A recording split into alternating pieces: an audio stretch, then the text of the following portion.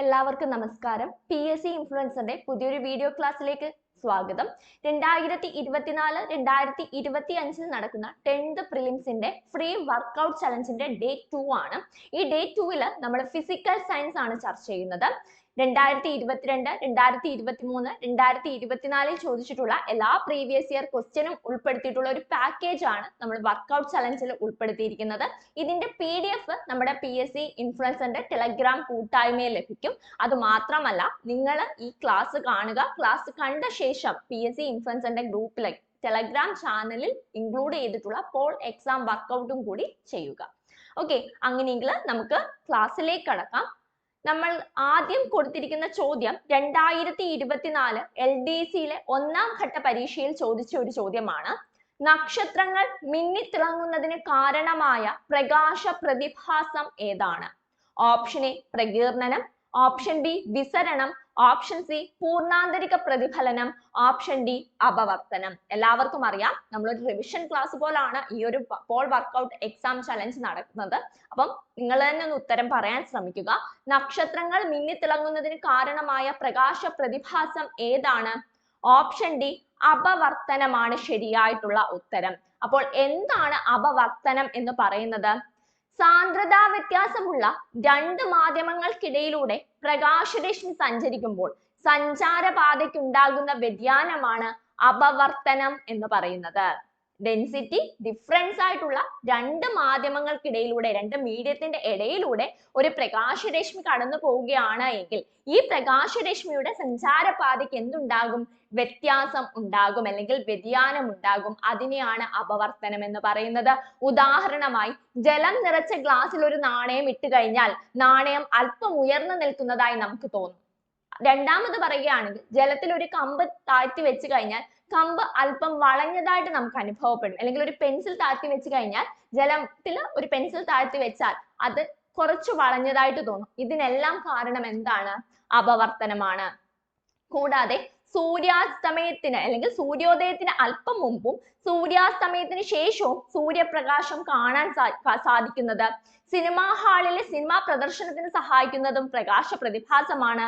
പ്രിസത്തിൽ ചരിഞ്ഞു പ്രവേശിക്കുന്ന അവസരത്തിലും പ്രിസത്തിൽ നിന്ന് പുറത്തേക്ക് കടക്കുമ്പോഴും പ്രകാശത്തിൽ സംഭവിക്കുന്നതും എല്ലാം എന്താണ്?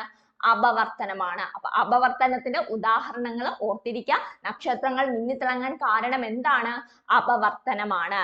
അങ്ങനെയെങ്കിൽ നമ്മൾ ഓപ്ഷൻസിനകത്ത് മറ്റൊന്ന് പറഞ്ഞായിരുന്നു, പ്രകീർണനം. എന്താണ് പ്രകീർണനം എന്ന് പറയുന്നത്?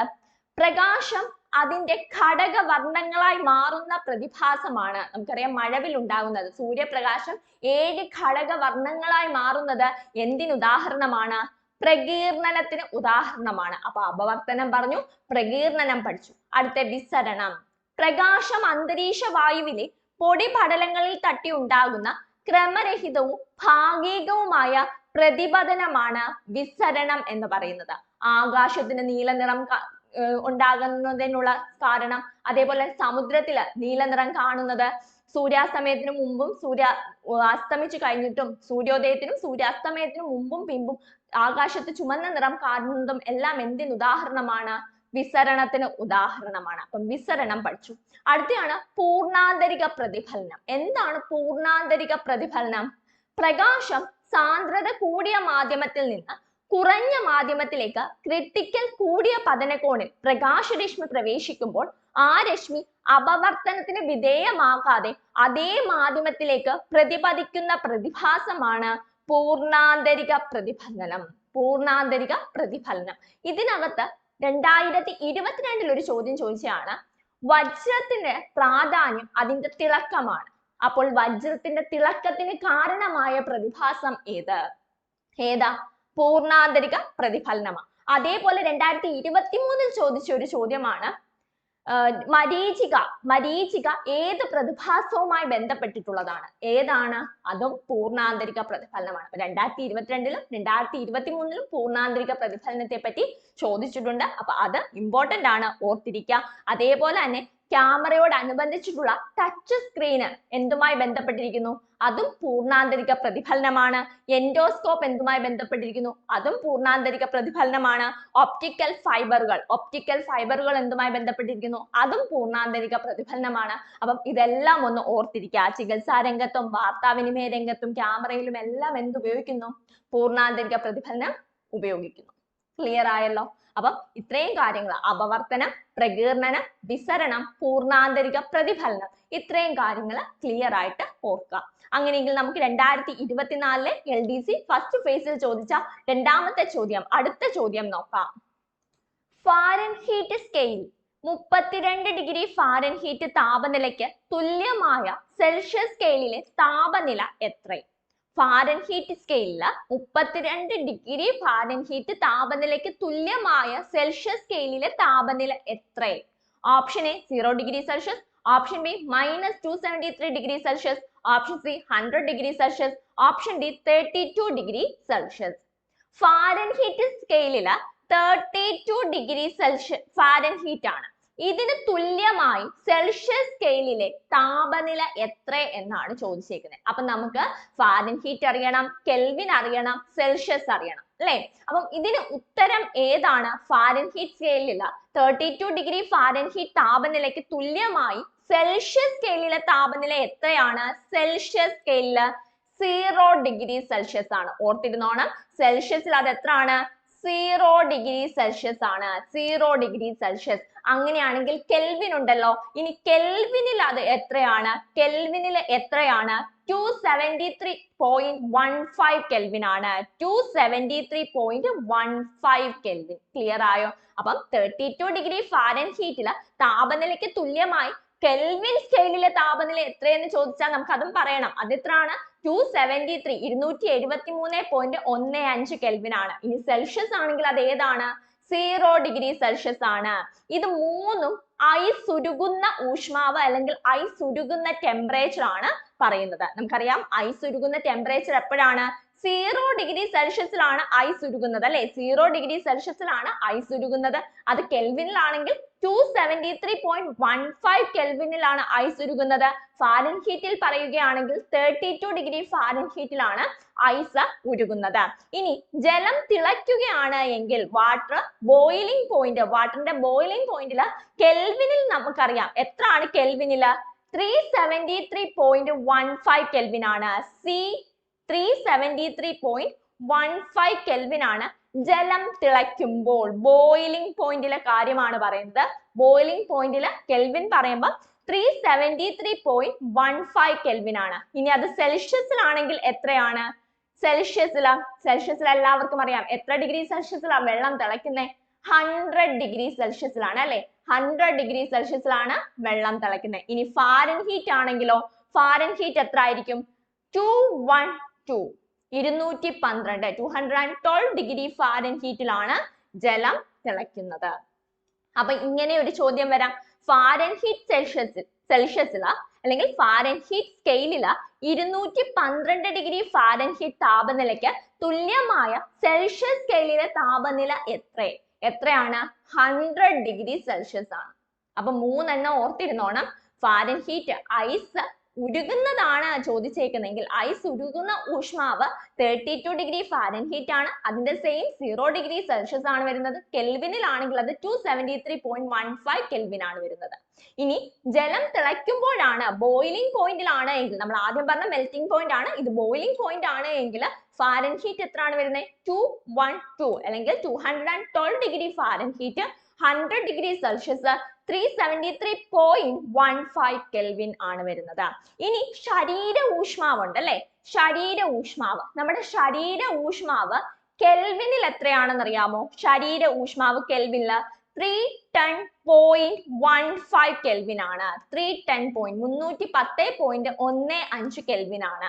ഇനി സെൽഷ്യസിലാണെങ്കിൽ എത്രയായിരിക്കും? സെൽഷ്യസില് 37 ഡിഗ്രി സെൽഷ്യസ് ആണ്. 37 ഡിഗ്രി സെൽഷ്യസ്. ഇനി അതല്ല, ഫാരൻഹീറ്റിലാണെങ്കിൽ 98.6 ഡിഗ്രി ഫാരൻഹീറ്റ് ആണ് വരുന്നത്. 98.6 ഡിഗ്രി ഫാരൻഹീറ്റ്. ശരീര ഊഷ്മാവിന്റെ കാര്യമാണ് പറഞ്ഞത്. ക്ലിയർ ആയോ ഇത്രയും കാര്യങ്ങൾ? അപ്പം ഫാരൻഹീറ്റും സെൽഷ്യസും കെൽവിനിലും ഓർത്തിരിക്കുക. ഇത് 2024 LDC ഫസ്റ്റ് പേജിൽ ചോദിച്ച ചോദ്യമാണ്. ഇതില് വേണമെങ്കിൽ ഇത് തിരുത്തിച്ചും വരാം. സെൽഷ്യസ് സ്കെയിലിലെ തുല്യമായ താപനില കെൽവിൻ സ്കെയിലിൽ എത്രയാണെന്ന് ചോദിക്കാം, അല്ലെങ്കിൽ ഫാരൻഹീറ്റിൽ എത്രയാണെന്ന് ചോദിക്കാം. അപ്പൊ ഈ 3 വാല്യൂസും ഇമ്പോർട്ടന്റ് ആണ്, പഠിച്ചിരിക്കുക. ഇനി നമുക്ക് ഇതിനകത്ത് മറ്റൊരു കാര്യം കൂടി പഠിക്കാനുണ്ട്. അതെന്താണെന്ന് അറിയാമോ? നമുക്ക് ഫാരൻഹീറ്റിനെ സെൽഷ്യസ് ആക്കണം. ഫാരൻഹീറ്റിനെ സെൽഷ്യസ് സ്കെയിലിലാക്കാൻ നമ്മൾ എന്ത് ചെയ്യണം? ഫാരൻഹീറ്റിനെ നമുക്ക് സെൽഷ്യസ് ആക്കണം. ഫാരൻഹീറ്റിനെ സെൽഷ്യസ് ആക്കാൻ നമ്മൾ മറ്റൊന്നും ചെയ്യണ്ട. F-32 into 5/9 ചെയ്താൽ മതി. F- ഫാരൻഹീറ്റിൽ നമുക്കൊരു വാല്യൂ തരുമല്ലോ. അപ്പൊ ഫാരൻഹീറ്റിലെ ആ വാല്യൂ -32 into 5/9 ചെയ്താൽ നമുക്ക് ഫാരൻഹീറ്റിനെ എന്തായിട്ട് മാറ്റാം? സെൽഷ്യസിലോട്ട് മാറ്റാൻ സാധിക്കും. ഇനി അതല്ല, നമുക്ക് ഫാരൻഹീറ്റിനെ സെൽഷ്യസിലോട്ട് മാറ്റണം. ഫാരൻഹീറ്റിനെ നമുക്ക് സെൽഷ്യസിലോട്ട് മാറ്റണമെങ്കിൽ നമ്മൾ എന്ത് ചെയ്യണം? ഈ 5/9 ഉണ്ടല്ലോ, അത് നമ്മളൊന്ന് തിരിച്ചിടണം. ഫാരൻഹീറ്റ് സമം സെൽഷ്യസ് into 9/5 പ്ലസ് 32 ചെയ്യണം. ക്ലിയർ ആയോ ഇത്രയും കാര്യം? അപ്പൊ ഫാരൻഹീറ്റിനെ സെൽഷ്യസ് ആക്കണമെങ്കിൽ നമ്മൾ എന്ത് ചെയ്താൽ മതി? സെൽഷ്യസ് സമം ഫാരൻഹീറ്റ് -32 into 5/9. ഫാരൻഹീറ്റിലെ ആ വാല്യൂ നമുക്ക് തരും. ഇനി ഫാരൻഹീറ്റിനെ സെൽഷ്യസിലോട്ട് മാറ്റണമെങ്കിൽ Fahrenheit is equal to Celsius into 9/5 plus 32 ചെയ്യണം. ക്ലിയർ ആയല്ലോ? ഇനി ഇതല്ല, കെൽവിൻ ഉണ്ടല്ലേ, കെൽവിൻ ഉണ്ട്. ഇനി കെൽവിനിലോട്ടാണ് ആക്കേണ്ടെങ്കിൽ, സെൽഷ്യസിനെ കെൽവിനിലോട്ടാണ് ആക്കേണ്ടതെങ്കിൽ, സെൽഷ്യസിനെ കെൽവിനിലാക്കണമെങ്കിൽ നമ്മൾ എന്ത് ചെയ്യണം? കെൽവിനിലോട്ടാക്കണമെങ്കിൽ നമുക്ക് നോക്കാം. കെൽവിനിലോട്ട് സെൽഷ്യസിനെ ആക്കണം. അപ്പം കെൽവിൻ സമം C പ്ലസ് 273.15 ചെയ്യണം. ഇനി അതല്ല, സെൽഷ്യസിനെ കെൽവിനിലോട്ട് ആക്കാനാണെങ്കിൽ എന്ത് ചെയ്താൽ മതി? മൈനസ് ചെയ്താൽ മതി. സെൽഷ്യസ് സമം kelvin plus 273.15, sorry minus kelvin -273.15.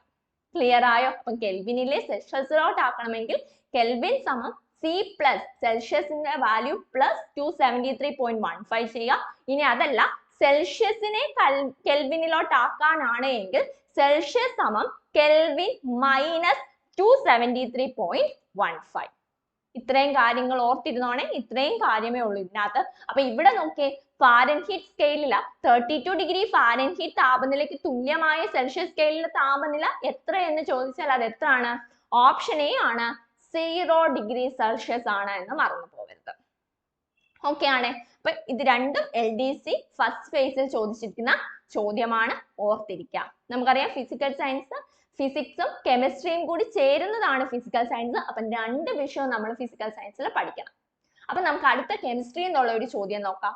ന്യൂക്ലിയസിനെ ചുറ്റിക്കറങ്ങുന്ന കണിക. ന്യൂക്ലിയസിനെ ചുറ്റിക്കറങ്ങുന്ന കണിക.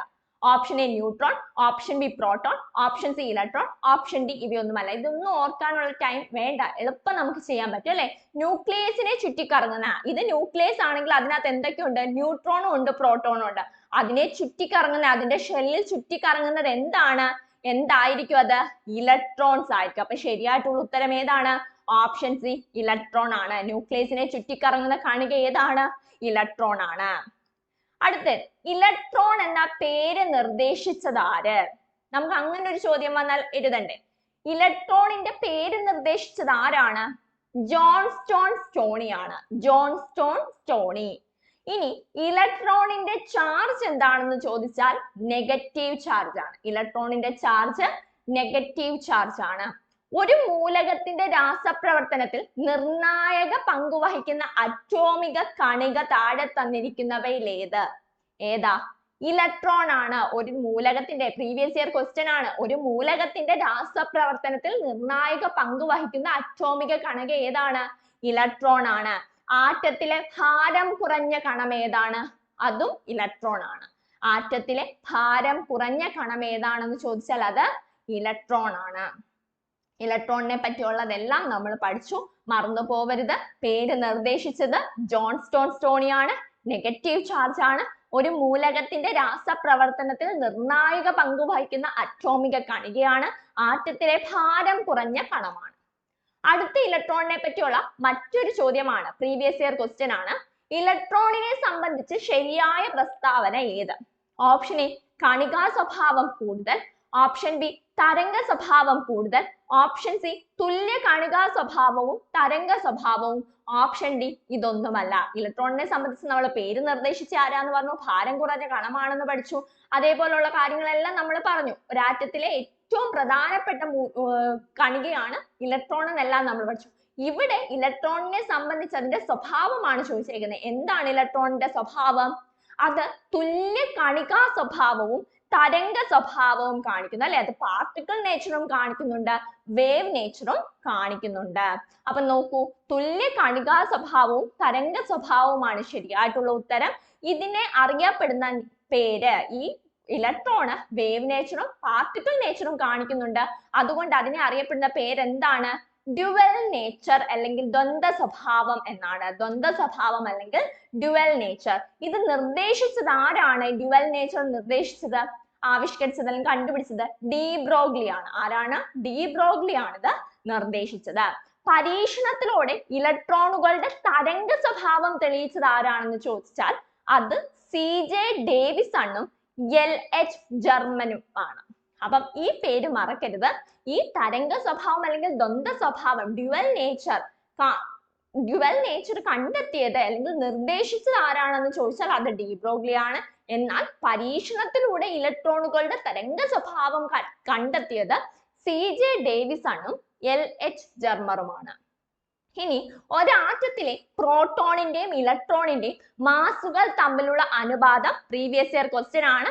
1836:1 ആണ്. 1836:1 ആണ് ഒരാറ്റത്തിലെ പ്രോട്ടോണും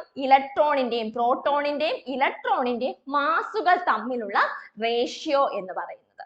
അപ്പൊ ഈ പേരുകൾ മറന്നു പോവല്ലേ. Dual nature de Broglie. അടുത്തത് വേവ് നേച്ചർ, തരംഗ സ്വഭാവം തെളിയിച്ചത്, പരീക്ഷണത്തിലൂടെ തരംഗ സ്വഭാവം കാണിച്ചത് അല്ലെങ്കിൽ തെളിയിച്ചത് CJ ഡേവിസണും LH ജർമ്മറുമാണ്. CJ Davison, LH Germer. Okay, നമുക്ക് നമ്മുടെ PDF എവിടെ കിട്ടുമെന്ന് ചോദിച്ചാൽ നമ്മുടെ ടെലഗ്രാം കൂട്ടായ്മയിൽ ലഭിക്കും. മറക്കരുത്. അതിന്റെ കൂടെ നടക്കുന്ന പോൾ വർക്കൗട്ട് എക്സാം നിങ്ങൾ ചെയ്യണം. എന്നാൽ മാത്രമേ നമ്മുടെ ഈ വർക്കൗട്ട് ചലഞ്ച് പൂർത്തിയാകത്തുള്ളൂ. ക്ലാസ് കണ്ടാൽ മാത്രം പോരാ, പോൾ വർക്കൗട്ട് ചലഞ്ച് നിർബന്ധമായും നിങ്ങൾ ചെയ്യണം. ഓക്കെ, അങ്ങനെയെങ്കിൽ നമുക്ക് അടുത്ത ചോദ്യത്തിലേക്ക് പോകാം. അടുത്ത ചോദ്യം ഇതാണ്: ഒരു മൂലകത്തെ മറ്റു മൂലകങ്ങളിൽ നിന്ന് വ്യത്യസ്തമാക്കുന്ന കണമേത്? ഒരു മൂലകത്തെ മറ്റു മൂലകങ്ങളിൽ നിന്ന് വ്യത്യസ്തമാക്കുന്ന കണം. Option A proton, option B neutron, option C electron, option D positron. ഏതാണ്? ഒരു മൂലകത്തെ മറ്റു മൂലകങ്ങളിൽ നിന്ന് വ്യത്യസ്തമാക്കുന്ന കണം ഏത്? ഓപ്ഷൻ എ പ്രോട്ടോൺ ആണ് ശരിയായിട്ടുള്ള ഉത്തരം കേട്ടോ. പ്രോട്ടോൺ. പോസിറ്റീവ് ചാർജ് ആണ് പ്രോട്ടോൺ. PP എന്ന് ഓർത്താൽ മതി. PP positive charge proton. അപ്പൊ ഇലക്ട്രോണിന്റെ ചാർജ് നമ്മൾ പറഞ്ഞു ഏതായിരുന്നു? നെഗറ്റീവ് ചാർജ് ആയിരുന്നു. ഇലക്ട്രോണിന്റെ ചാർജ് ഏതാണ്? നെഗറ്റീവ് ചാർജ് ആണ്. പ്രോട്ടോണിന്റെ ചാർജ് ഏതാണ്?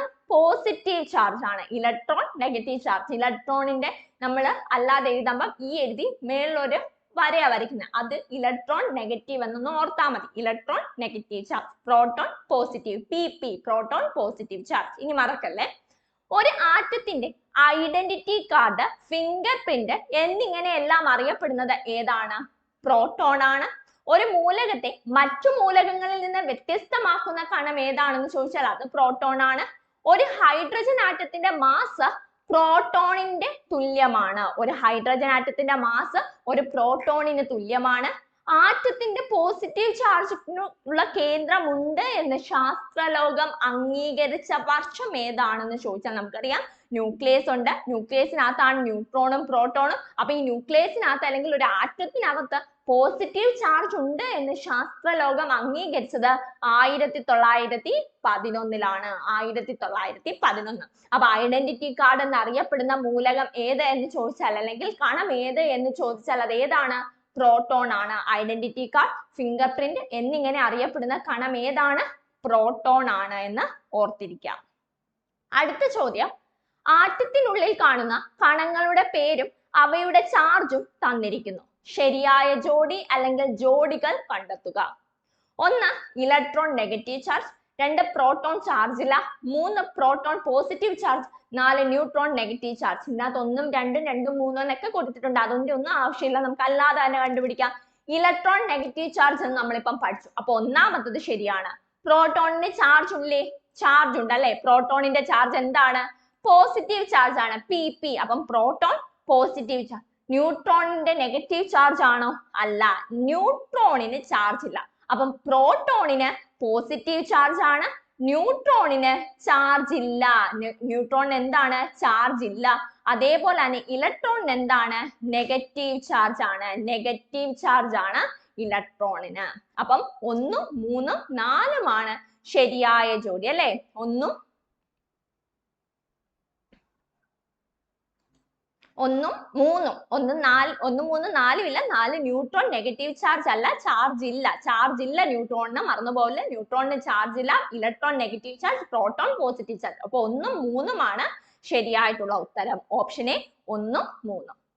ഇത് നമ്മുടെ SCRT ടെസ്റ്റിനകത്ത് കൊടുത്തിട്ടുള്ള ഒരു ബോക്സ് ആണ്. അപ്പൊ നിങ്ങൾ ഓർത്തോണം, ഈ PDF-നകത്ത് SCRT ടെക്സ്റ്റ് ബുക്ക് ഇൻക്ലൂഡ് ചെയ്തിട്ടുണ്ട്. നിങ്ങൾ PDF വായിക്കുമ്പോൾ നിങ്ങൾക്ക് മനസ്സിലാവും. നമുക്ക് എല്ലാം കൂടി പറഞ്ഞു പോകാനുള്ള സമയമില്ല. നമ്മുടെ ഇത് വർക്ക്ഔട്ട് ചലഞ്ച് ആണ്. 20 ദിവസം കൊണ്ട് നമ്മൾ മാക്സിമം കണ്ടന്റ് നിങ്ങളിലേക്ക് എത്തിക്കുകയാണ്. അപ്പം നിങ്ങൾ ഇത് നോക്കിക്കോണം. Okay, electron, proton, neutron SCRT text ബുക്കിനകത്ത് ഇൻവേർട്ടഡ് കോമ കൊടുത്തിരിക്കുന്ന ശ്രദ്ധിക്കുക. ബോക്സിനകത്ത് കൊടുത്തിരിക്കുന്ന എല്ലാം ഇമ്പോർട്ടന്റ് ആയിട്ടുള്ള കാര്യങ്ങളാണ്. അതെല്ലാം ചോദിക്കാൻ ചാൻസ് ഉണ്ട്. അപ്പൊ അതെല്ലാം ഒന്ന് വായിച്ചിരിക്കുക. അപ്പം ഇവിടെ നമ്മൾ ഈ പറഞ്ഞ കാര്യങ്ങളേ ഉള്ളൂ. ഇലക്ട്രോൺ നോക്കൂ, നെഗറ്റീവ് ചാർജ്, മാസ് തീരെ കുറവാണ്. അതേപോലെ തന്നെ അടുത്ത ന്യൂക്ലിയസിന് പുറത്തായിട്ടാണ് ഇലക്ട്രോൺ കാണപ്പെടുന്നത്. അടുത്ത പ്രോട്ടോൺ നോക്കിയേ, പോസിറ്റീവ് ചാർജ് ആണ്, മാസ് ഹൈഡ്രജൻ ആറ്റത്തിന് തുല്യമാണ്, ന്യൂക്ലിയസിൽ കാണുന്നതാണ്. ന്യൂട്രോൺ ചാർജ് ഇല്ല, മാസ് ഹൈഡ്രജൻ ആറ്റത്തിന് തുല്യമാണ്, ന്യൂക്ലിയസിൽ കാണപ്പെടുന്നു. ഇത് നമ്മൾ ഇവിടെ പറഞ്ഞ സംഭവം തന്നെയാണ്. SCRT ടെക്സ്റ്റ് ബുക്ക് ആഡ് ചെയ്തു. Okay, SCRT text book add ചെയ്തിട്ടുണ്ട്, അത് പഠിച്ചിരിക്കുക. അടുത്ത ചോദ്യം, ലിഥിയം ആറ്റത്തിലെ മൗലിക കണങ്ങളുടെ എണ്ണം. ലിഥിയം ആറ്റത്തിലെ മൗലിക കണങ്ങളുടെ എണ്ണമാണ് ചോദിച്ചിരിക്കുന്നത്. ലിഥിയം നമുക്കറിയാം, ലിഥിയം എങ്ങനെയാണ്? 7 3 ആണ് അല്ലെ? ലിഥിയം 7 3 ആണ്. അറ്റോമിക് നമ്പറും മാസ് നമ്പറും 7 3 ആണ്. നോക്കിയേ, ഓപ്ഷൻ എ പറയുന്ന 3 electron 4 proton 4 neutron. Option B 3 electron 3 proton 7 neutron. Option C 3 electron 7 proton 4 neutron. Option D 3 electron 3 proton 4 neutron. നമുക്ക് ഇതിന്റെ ഉത്തരത്തിലേക്ക് വരാം. അതിനു മുമ്പ് നിങ്ങൾ ഒന്ന് ഓർക്കുക, 2022-ലും 2023-ലും 2024-ലും മിക്കവാറും ഉള്ള എല്ലാ പരീക്ഷകളിലും റിപ്പീറ്റ് വരുന്ന ഒരു ചോദ്യമാണ് മൗലിക കണങ്ങളുടെ എണ്ണം. അപ്പം ഇത് കണ്ടുപിടിക്കണമെങ്കിൽ നമ്മൾ എന്തറിയണം? നമ്പർ ഓഫ് പ്രോട്ടോൺസ് അറിയണം അല്ലെ? അല്ലെങ്കിൽ നമ്പർ ഓഫ് ഇലക്ട്രോൺസ് അറിയണം, അല്ലെങ്കിൽ അറ്റോമിക് നമ്പർ അറിയണം, മാസ് നമ്പർ അറിയണം. അപ്പം number of proton plus number of neutron എന്ന് പറയുന്നതാണ് മാസ് നമ്പർ. മാസ് നമ്പർ എന്ന് പറയുന്നത് പ്രോട്ടോൺ പ്ലസ് ന്യൂട്രോൺ ആണ്. ന്യൂക്ലിയസിനകത്താണല്ലോ പ്രോട്ടോണും ന്യൂട്രോണും, അതാണ് അതിന്റെ മാസ്. അപ്പം പ്രോട്ടോണും ന്യൂട്രോണും കൂടി ആഡ് ചെയ്യുന്നതാണ് എന്ത്? Mass number. മാസ് നമ്പർ നമ്മൾ A എന്ന് ഡിനോട്ട് ചെയ്യുന്നു. അപ്പം പ്രോട്ടോണും ന്യൂട്രോണും, ന്യൂക്ലിയസിനകത്തുള്ള പ്രോട്ടോണും ന്യൂട്രോണും ആണ് അതിന്റെ മാസ് നിർണ്ണയിക്കുന്നത്, മാസ് നമ്പർ. അടുത്ത അറ്റോമിക് നമ്പർ. അറ്റോമിക് നമ്പറിനെ നമ്മൾ Z ആയിട്ടാണ് ഡിനോട്ട് ചെയ്യുന്നത്. നമ്പർ ഓഫ് പ്രോട്ടോൺസും നമ്പർ ഓഫ് ഇലക്ട്രോൺസും എന്തായിരിക്കും? സെയിം ആയിരിക്കും. നമ്പർ ഓഫ് പ്രോട്ടോൺസും നമ്പർ ഓഫ് ഇലക്ട്രോൺസും സെയിം ആയിരിക്കും. ഈ സെയിം നമ്പർ തന്നെ ആയിരിക്കും എന്ത്? അറ്റോമിക് നമ്പർ എന്ന് പറയുന്നത്. അപ്പം പ്രോട്ടോണും ഇലക്ട്രോണും അറ്റോമിക് നമ്പറും എന്തായിരിക്കും? സെയിം ആയിരിക്കും. അപ്പൊ നമ്പർ ഓഫ് ന്യൂട്രോൺ നമ്മൾ കണ്ടുപിടിക്കാൻ എന്ത് ചെയ്താൽ മതി? Mass number minus atomic number ചെയ്താൽ മതി. Mass number minus atomic number ചെയ്താൽ മതി. ഇത് നമ്മുടെ SCRT ടെക്സ്റ്റ് ബുക്കിനകത്ത് ക്ലിയർ ആയിട്ട് കൊടുത്തിട്ടുണ്ട്. നോക്കൂ, ഒരു ആറ്റത്തിനുള്ള പ്രോട്ടോണുകളുടെ ആകെ എണ്ണത്തെ ആ ആറ്റത്തിന്റെ അറ്റോമിക് നമ്പർ എന്ന് പറയുന്നു. ഇതിനെ Z എന്ന അക്ഷരത്തിൽ സൂചിപ്പിക്കുന്നു. അടുത്ത അറ്റോമിക് നമ്പർ എന്ന് പറയുന്നത് പ്രോട്ടോണുകളുടെ എണ്ണം ഈസിക്കൽ ടു ഇലക്ട്രോണുകളുടെ എണ്ണം. മാസ് നമ്പർ എന്ന് പറയുന്നത് പ്രോട്ടോണുകളുടെ എണ്ണം പ്ലസ് ന്യൂട്രോണുകളുടെ എണ്ണം. ന്യൂട്രോണുകളുടെ എണ്ണം എന്ന് പറയുന്നത് mass number minus atomic number. അങ്ങനെയെങ്കിൽ നമുക്ക് ഇത് കണ്ടുപിടിക്കാലോ. ലിഥിയം ആറ്റത്തിന്റെ മൗലിക കണങ്ങളുടെ എണ്ണം ലിഥിയം 73 ആണ് പറഞ്ഞിരിക്കുന്നത്. അപ്പം ഇതിനകത്തുള്ള ശരിയായിട്ടുള്ള ഉത്തരം ഏതാണ്? നോക്കിയേ, 3 ഇലക്ട്രോൺ 4 പ്രോട്ടോൺ 4 ന്യൂട്രോൺ ആണോ? അതോ 3 ഇലക്ട്രോൺ 3 പ്രോട്ടോൺ 7 ന്യൂട്രോൺ ആണോ? 3 ഇലക്ട്രോൺ 7 പ്രോട്ടോൺ 4 ന്യൂട്രോൺ ആണോ? അതോ 3 ഇലക്ട്രോൺ 3 പ്രോട്ടോൺ 4 ന്യൂട്രോൺ ആണോ? ഏതാണ് ശരിയായിട്ടുള്ള ഉത്തരം? 3 ഇലക്ട്രോൺ വരും അല്ലേ? നമ്മൾക്കറിയാം പ്രോട്ടോൺ സമം electron. Number of protons is equal to number of electron is equal to എന്ത്? അറ്റോമിക് നമ്പർ എന്ന് നമ്മൾ പഠിച്ചു. Number of electrons is equal to number of proton is equal to atomic number എന്ന് പഠിച്ചു. അപ്പം 3 ഇലക്ട്രോൺ ആണ് വരുന്നത്. അപ്പോൾ സെയിം പ്രോട്ടോണും ആയിരിക്കല്ലോ. അപ്പൊ 3 ഇലക്ട്രോൺ 3 പ്രോട്ടോൺ. അടുത്ത എത്ര ആയിരിക്കും ന്യൂട്രോൺ വരുന്നത്? ന്യൂട്രോൺ വരുന്നത് 4 ന്യൂട്രോൺ ആണ് അല്ലെ? അപ്പൊ option D 3 electron 3 proton 4 neutron എന്നതാണ് ശരിയായിട്ടുള്ള ഉത്തരം. ക്ലിയർ ആയി? അങ്ങനെയെങ്കിൽ നമുക്ക് അടുത്ത ചോദ്യത്തിലോട്ട് വരാം. ആധുനിക ആറ്റം സിദ്ധാന്തം ആവിഷ്കരിച്ച ശാസ്ത്രജ്ഞൻ ആരാണ്? Option A J Thomson, option B John Dalton, option C Ernest Rutherford, option D Niels Bohr. ആരാണ് ആധുനിക ആറ്റം സിദ്ധാന്തം ആവിഷ്കരിച്ച ശാസ്ത്രജ്ഞൻ? ആധുനിക ആറ്റം സിദ്ധാന്തം ആവിഷ്കരിച്ചത് ഓപ്ഷൻ ബി ജോൺ ഡാൾട്ടൺ ആണ്. ജോൺ ഡാൾട്ടൺ ആണ് ആധുനിക ആറ്റം സിദ്ധാന്തം ആവിഷ്കരിച്ചത്. മറന്നു പോകരുത്, പ്രീവിയസ് ഇയർ ക്വസ്റ്റ്യൻ ആണ്. ആറ്റം എന്ന പദം ആദ്യമായി ഉപയോഗിച്ചത് ആരാണെന്നൊരു ചോദ്യം വന്നാൽ അതും ജോൺ ഡാൾട്ടൺ ആണ്. ആറ്റത്തിന്റെ ബില്യാർഡ് ബോൾ മാതൃക നിർദ്ദേശിച്ച ശാസ്ത്രജ്ഞൻ ആരാണെന്ന് ചോദിച്ചാൽ അതും ജോൺ ഡാൾട്ടൺ ആണ്. ഇനി ജോൺ ഡാൾട്ടൺ ഉണ്ടായിരുന്ന ഒരു അസുഖമാണ് ഡാൾട്ടനിസം അല്ലെങ്കിൽ വർണ്ണാന്തത. ഈ വർണ്ണാന്തതയ്ക്ക് ഡാൾട്ടനിസം എന്ന പേര് നൽകിയത് ഡാൾട്ടന് ആ ഒരു അസുഖം ഉണ്ടായത് കാരണമാണ്. നിറങ്ങളെ തിരിച്ചറിയാൻ കഴിയാത്ത ആ ഒരു അസുഖം ഉണ്ടായത് കാരണമാണ് ഡാൾട്ടനിസം എന്ന ആ ഒരു രോഗത്തിന് പേര് വന്നത് എന്ന് ഓർത്തിരിക്കാം. അപ്പം ജോൺ ഡാൾട്ടൺ ആറ്റം എന്ന പദം ആദ്യമായി ഉപയോഗിച്ചു. ആറ്റത്തിന്റെ ബില്യാർഡ് ബോൾ മാതൃക നിർദ്ദേശിച്ചു. ഡാൾട്ടനിസം വർണ്ണാന്തത അദ്ദേഹവുമായി ബന്ധപ്പെട്ടിരിക്കുന്നു. ആധുനിക ആറ്റ സിദ്ധാന്തം ആവിഷ്കരിച്ച ശാസ്ത്രജ്ഞൻ ആരാണ്? അതും ജോൺ ഡാൾട്ടൺ ആണ്. ഇനി അറ്റോമിക സിദ്ധാന്തം ആവിഷ്കരിച്ച വർഷം SCERT ടെക്സ്റ്റ് ബുക്കിനകത്ത് 1807 NCERT ടെക്സ്റ്റ് ബുക്കിനകത്ത് 1808 കൊടുത്തിരിക്കുന്നത്. അതൊന്ന് പ്രത്യേകം ശ്രദ്ധിച്ചോണ്. 1807 ആണ് SCERT ടെക്സ്റ്റ്. NCERT ടെക്സ്റ്റ് 1808 കേട്ടോ. അടുത്ത ചോദ്യം ഇതാണ്. അറ്റോമിക സിദ്ധാന്തവുമായി ബന്ധപ്പെട്ട് തന്നിരിക്കുന്ന ആശയങ്ങളിൽ നിന്ന് ശരിയായ ജോഡി തിരഞ്ഞെടുക്കുക. 1. രാസപ്രവർത്തന വേളയിൽ ആറ്റത്തെ വിഭജിക്കാൻ കഴിയും. 2. എല്ലാ പദാർത്ഥങ്ങളും ആറ്റം എന്ന് പറയുന്ന അതിസൂക്ഷ്മ കണങ്ങളാൽ നിർമ്മിതമാണ്. 3. ഒരു മൂലകത്തിന്റെ ആറ്റങ്ങളെല്ലാം ഗുണത്തിലും വലിപ്പത്തിലും മാസിലും സമാനമായിരിക്കും. 4. രാസപ്രവർത്തനത്തിൽ ഏർപ്പെടാൻ കഴിയുന്ന ഏറ്റവും ചെറിയ കണികയാണ് ആറ്റം. അറ്റോമിക സിദ്ധാന്തവുമായി ബന്ധപ്പെട്ടിരിക്കുന്ന തന്നിരിക്കുന്ന ആശയങ്ങളിൽ നിന്നുള്ള ശരിയായ ജോഡി പ്രീവിയസ് ഇയർ ക്വസ്റ്റ്യൻ ആണ്. അപ്പൊ അറ്റോമിക സിദ്ധാന്തം അറിഞ്ഞിരിക്കണം. ഇതിൽ നമുക്ക് വേറെ പ്രസ്താവന തരുന്നെങ്കിൽ നമുക്ക് എഴുതണമല്ലോ. അപ്പം നമുക്ക് അതൊന്ന് നോക്കാം. അറ്റോമിക സിദ്ധാന്തത്തിലെ പ്രധാന ആശയങ്ങൾ. എല്ലാ പദാർത്ഥങ്ങളും ആറ്റം എന്ന് പറയുന്ന അതിസൂക്ഷ്മ കണങ്ങളാൽ നിർമ്മിതമാണ്. ഒന്നാമത്തത് അതാണ്. രണ്ടാമത്തത് രാസപ്രവർത്തന വേളയിൽ ആറ്റത്തെ വിഭജിക്കാൻ കഴിയില്ല, അതുപോലെ നിർമ്മിക്കാനോ നശിപ്പിക്കാനോ കഴിയില്ല. ഒരു മൂലകത്തിന്റെ ആറ്റങ്ങളെല്ലാം ഗുണത്തിലും വലുപ്പത്തിലും മാസിലും സമാനമായിരിക്കും. എന്നാൽ വ്യത്യസ്ത മൂലകങ്ങളുടെ ആറ്റങ്ങൾ വ്യത്യസ്ത ഗുണങ്ങളും മാസും ഉള്ളവയായിരിക്കും. രാസപ്രവർത്തനത്തിൽ ഏർപ്പെടാൻ കഴിയുന്ന ഏറ്റവും ചെറിയ കണികയാണ് ആറ്റം. 2 അതിലധികമോ മൂലകങ്ങളുടെ ആറ്റങ്ങൾ ലളിതമായ അനുപാതത്തിൽ സംയോജിച്ചാണ് സംയുക്തങ്ങൾ ഉണ്ടാകുന്നത്. ഇത് ഇത്രയുമാണ് അറ്റോമിക സിദ്ധാന്തത്തിലെ പ്രധാന ആശയങ്ങൾ SCERT ടെക്സ്റ്റ് ബുക്കിൽ ഉള്ളത്. ഇത് ഇത്രയുമാണ് അറ്റോമിക സിദ്ധാന്തത്തിലെ പ്രധാന ആശയങ്ങൾ SCERT ടെക്സ്റ്റ് ബുക്കിൽ കൊടുത്തിട്ടുള്ളതാണ്. അപ്പൊ നോക്കി, നമ്മളോട് ഇവിടെ തന്നിരിക്കുന്നത് അറ്റോമിക സിദ്ധാന്തവുമായി ബന്ധപ്പെട്ടിരിക്കുന്ന തന്നിരിക്കുന്ന ആശയങ്ങളിൽ നിന്നുള്ള ശരിയായ ജോഡിയാണ്. ഒന്നാമത് നോക്കൂ, രാസപ്രവർത്തന വേളയിൽ ആറ്റത്തെ വിഭജിക്കാൻ കഴിയും. ശരിയോ തെറ്റോ? നമ്മൾ ഇവിടെ പഠിച്ചു. ആദ്യത്തെ പോയിന്റ് ഇതായിരുന്നു അല്ലെ? രണ്ടാമത്തെ പോയിന്റ് രാസപ്രവർത്തന വേളയിൽ ആറ്റത്തെ വിഭജിക്കാൻ എന്ത് പറ്റില്ല? കഴിയില്ല. ഇവിടെ കഴിയുമാണെന്നാണ് പറഞ്ഞിരിക്കുന്നത്. അപ്പൊ ഒന്നാമത്തെ പ്രസ്താവന തെറ്റാണ്. രണ്ടാമത്തെ നോക്കിയേ, എല്ലാ പദാർത്ഥങ്ങളും ആറ്റം എന്ന് പറയുന്ന അതിസൂക്ഷ്മ കണങ്ങളാൽ നിർമ്മിതമാണ്. ശരിയോ തെറ്റോ? അത് ശരിയായിട്ടുള്ള പ്രസ്താവനയാണ് അല്ലെ? എല്ലാ പദാർത്ഥങ്ങളും ആറ്റം എന്ന് പറയുന്ന അതിസൂക്ഷ്മ കണങ്ങളാൽ നിർമ്മിതമാണ്. മൂന്നാമത്തത്, ഒരു മൂലകത്തിന്റെ ആറ്റങ്ങളെല്ലാം ഗുണത്തിലും വലുപ്പത്തിലും മാസിലും സമാനമായിരിക്കും. ശരിയാണല്ലോ.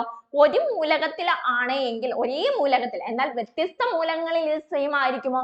അല്ല. അത് മെയിൻ ആയിട്ടും പഠിച്ചു വെച്ചോണം, കൺഫ്യൂസ് ആവരുത്. അടുത്ത നാലാമത്തത്, രാസപ്രവർത്തനത്തിൽ ഏർപ്പെടാൻ കഴിയുന്ന ഏറ്റവും ചെറിയ കണികയാണ് ആറ്റം. അത് ശരിയാണോ തെറ്റാണോ? നമ്മൾ ഇവിടെ പറഞ്ഞിട്ടുണ്ട് രണ്ടോ അതിലധികമോ മൂലകങ്ങളുടെ ആറ്റങ്ങൾ അല്ലെങ്കിൽ രാസപ്രവർത്തനത്തിൽ ഏർപ്പെടാൻ കഴിയുന്ന ഏറ്റവും ചെറിയ കണികയാണ് എന്ത്? ആറ്റം എന്ന് പറയുന്നത്. അപ്പം എല്ലാ പ്രസ്താവനയും ശരിയാണോ? എല്ലാ പ്രസ്താവനയും ശരിയാണോ? അല്ല. നമ്മളിവിടെ പറഞ്ഞേക്കുന്ന എല്ലാ പദാർത്ഥങ്ങളും ആറ്റം എന്ന് പറയുന്ന അതിസൂക്ഷ്മ കണങ്ങളാൽ നിർമ്മിതമാണ്. 4ഉം ശരിയായിട്ടുള്ള പ്രസ്താവനയാണ്. അപ്പം 2ഉം 3ഉം 4ഉം എന്താണ്? ശരിയായിട്ടുള്ള പ്രസ്താവനയാണ്. രാസപ്രവർത്തന വേളയിൽ ആറ്റത്തെ വിഭജിക്കാൻ കഴിയില്ല എന്നത് ഓർത്തിരിക്കുക. അപ്പൊ ഇവിടെ അറ്റോമിക സിദ്ധാന്തവുമായി ബന്ധപ്പെട്ടുകൊണ്ടുള്ള പ്രധാന ആശയങ്ങൾ നിങ്ങൾക്ക് അത് വായിക്കാൻ പറ്റിയില്ല എങ്കിൽ അല്ലാതെ നമ്മൾ കൊടുത്തിട്ടുണ്ട്, അത് നോക്കുക. ഓക്കെ, അടുത്ത ചോദ്യം. ആറ്റം മാതൃകയുമായി ബന്ധമുള്ള ഏതാനും ചില പ്രസ്താവനകൾ താഴെ തന്നിരിക്കുന്നു. അതിൽ ശരിയായ പ്രസ്താവന ഏതാണ്? ഓപ്ഷൻ 1, റുദർഫോർഡിന്റെ സൗരയൂഥ മാതൃകയിൽ ഇലക്ട്രോണുകൾ ന്യൂക്ലിയസിന് ചുറ്റും സഞ്ചരിക്കുമ്പോൾ ഊർജം നഷ്ടമാവുകയും ക്രമേണ അത് ന്യൂക്ലിയസിൽ പതിക്കുകയും ചെയ്യുന്നു. 2, ബോർ മാതൃകയിൽ ഒരു നിശ്ചിത ഷെല്ലിൽ പ്രദക്ഷിണം ചെയ്യുന്നിടത്തോളം കാലം ഇലക്ട്രോണുകൾക്ക് ഊർജം കൂടുകയോ കുറയുകയോ ചെയ്യുന്നില്ല. 3, ബോർ മാതൃകാ പ്രകാരം ന്യൂക്ലിയസിൽ നിന്നുള്ള അകലം കൂടും തോറും ഷെല്ലുകളുടെ ഊർജം കൂടി വരുന്നു. 4, തോംസൺ മാതൃകയിൽ തണ്ണിമത്തിന്റെ ഭക്ഷ്യയോഗ്യമായ ഭാഗത്തിനുടനീളം പോസിറ്റീവ് ചാർജും വിത്ത് പോലെ ഇലക്ട്രോണുകളും വിതരണം ചെയ്യുന്ന ഒരു തണ്ണിമത്തനുമായി ആറ്റത്തെ ഉപമിച്ചിരിക്കുന്നു. താഴെ തന്നിരിക്കുന്ന പ്രസ്താവനകളിൽ ശരിയായ പ്രസ്താവന ഏതെന്നാണ് ചോദിച്ചിരിക്കുന്നത്. നമ്മൾ നേരത്തെ പഠിച്ചിട്ടുണ്ട്, SCERT ടെക്സ്റ്റ് ബുക്കിനകത്ത് ക്ലിയർ ആയിട്ട് കൊടുത്തിട്ടുണ്ട്. 1, റുദർഫോർഡിന്റെ സൗരയൂഥ മാതൃകയിൽ ഇലക്ട്രോണുകൾ ന്യൂക്ലിയസിന് ചുറ്റും സഞ്ചരിക്കുമ്പോൾ ഊർജം നഷ്ടമാവുകയും ക്രമേണ അത് ന്യൂക്ലിയസിൽ പതിക്കുകയും ചെയ്യുന്നു. ശരിയോ തെറ്റോ? നമുക്കറിയാം റുദർഫോർഡിന്റെ ആണ് സൗരയൂഥ മാതൃക. ഗോൾഡ് ഫോയിലിനകത്ത് അദ്ദേഹം നടത്തിയ പരീക്ഷണമാണിത്. അത് ശരിയായിട്ടുള്ള പ്രസ്താവനയാണോ? സൗരയൂഥ മാതൃകയില ഇലക്ട്രോണുകൾ ന്യൂക്ലിയസിന് ചുറ്റും സഞ്ചരിക്കുമ്പോൾ അതിന്റെ ഊർജം നഷ്ടമാവുകയും ക്രമേണ അത് എന്തിൽ വന്ന് പതിക്കുകയും ചെയ്യും? ന്യൂക്ലിയസിൽ വന്ന് പതിക്കുകയും ചെയ്യുമെന്നാണ് റുദർഫോർഡിന്റെ പരീക്ഷണ നിരീക്ഷണങ്ങളിൽ ഉൾപ്പെടുത്തിയിരിക്കുന്നത്. അപ്പൊ ഒന്നാമത്തെ പ്രസ്താവന ശരിയാണ്. 2 നോക്കി, ബോർ മാതൃകയിൽ ഒരു നിശ്ചിത ഷെല്ലിൽ പ്രദക്ഷിണം ചെയ്യുന്നിടത്തോളം കാലം, ബോർ ആറ്റം മോഡൽ ആണ് പറയുന്നത്, ഇലക്ട്രോണുകൾക്ക് ഊർജം കൂടുകയോ കുറയുകയോ ചെയ്യുന്നില്ല. അത് അതിന്റെ ഷെല്ലുകളിൽ അല്ലെങ്കിൽ ഓർബിറ്റലുകളിൽ സഞ്ചരിക്കുന്നിടത്തോളം കാലം ഈ ഇലക്ട്രോണിന്റെ ഊർജത്തിന്, എനർജിക്ക് കൂടുതലോ കുറവോ ഒന്നും സംഭവിക്കുന്നില്ല എന്നതാണ് ബോർ മാതൃകയിൽ പറയുന്നത്. അപ്പൊ രണ്ടാമത്തെ പ്രസ്താവനയും ശരിയാണ്. 3 നോക്കൂ, ബോർ മാതൃകാ പ്രകാരം ന്യൂക്ലിയസിൽ നിന്നുള്ള അകലം കൂടുന്തോറും ഷെല്ലുകളുടെ ഊർജം കൂടി വരുന്നു. ശരിയല്ലേ? ബോർ ആറ്റം മോഡൽ അതല്ലേ പറയുന്നത്? ന്യൂക്ലിയസിൽ നിന്ന് അകലം എത്രത്തോളം കൂടുന്നോ അത്രത്തോളം ആ ഒരു ഷെല്ലിന്റെ അല്ലെങ്കിൽ ഓർബിറ്റലുകളുടെ എനർജി ലെവൽസും കൂടി വരുന്നുണ്ട്.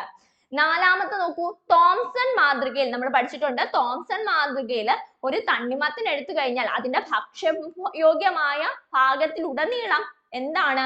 പോസിറ്റീവ് ചാർജും അതിന്റെ ഇടയ്ക്ക് വിത്തുകൾ വിതയ്ക്കുന്ന പോലെ, വിത്തുകൾ കിടക്കുന്നത് പോലെ മാത്രം നെഗറ്റീവ് ചാർജും ഉള്ളൂ, അല്ലെങ്കിൽ ഇലക്ട്രോണുകളും കിടപ്പുള്ളൂ.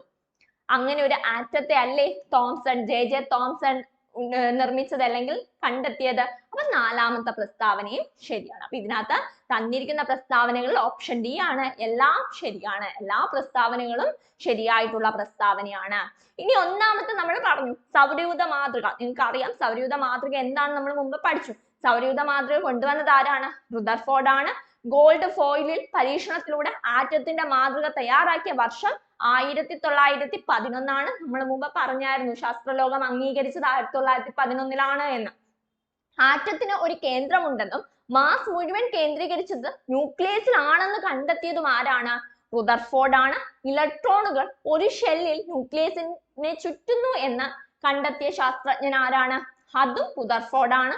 റുദർഫോർഡിന്റെ atom model alpha particle scattering പരീക്ഷണങ്ങളെ അടിസ്ഥാനമാക്കിയിട്ടുള്ളതാണ്. അപ്പൊ റുദർഫോർഡിന്റെ പരീക്ഷണ നിരീക്ഷണങ്ങളാണ് ആൽഫ പാർട്ടിക്കിൾ സ്കാറ്ററിംഗ് എക്സ്പെരിമെന്റ് ആയിട്ട് ഉള്ളത്, അടിസ്ഥാനമാക്കിയിട്ടുള്ളത്. ആറ്റത്തിന്റെ വ്യാപ്തത്തിന്റെ ഭൂരിഭാഗവും ശൂന്യമാണെന്ന് കണ്ടെത്തിയ വ്യക്തി ആരാണ്? അത് റുദർഫോർഡ് ആണ് എന്ന് ഓർത്തിരിക്കുക. റുദർഫോർഡിന്റെ ആറ്റം മോഡൽ ഇതാണ്. ഇത് നമ്മുടെ SCERT ടെക്സ്റ്റ് ബുക്കിനകത്ത് ക്ലിയർ ആയിട്ട് കൊടുത്തിട്ടുണ്ട്. നോക്കൂ, സൗരയൂഥവും ഇപ്പുറത്ത് നമുക്ക് ആറ്റവും ആണ് കൊടുത്തിരിക്കുന്നത്.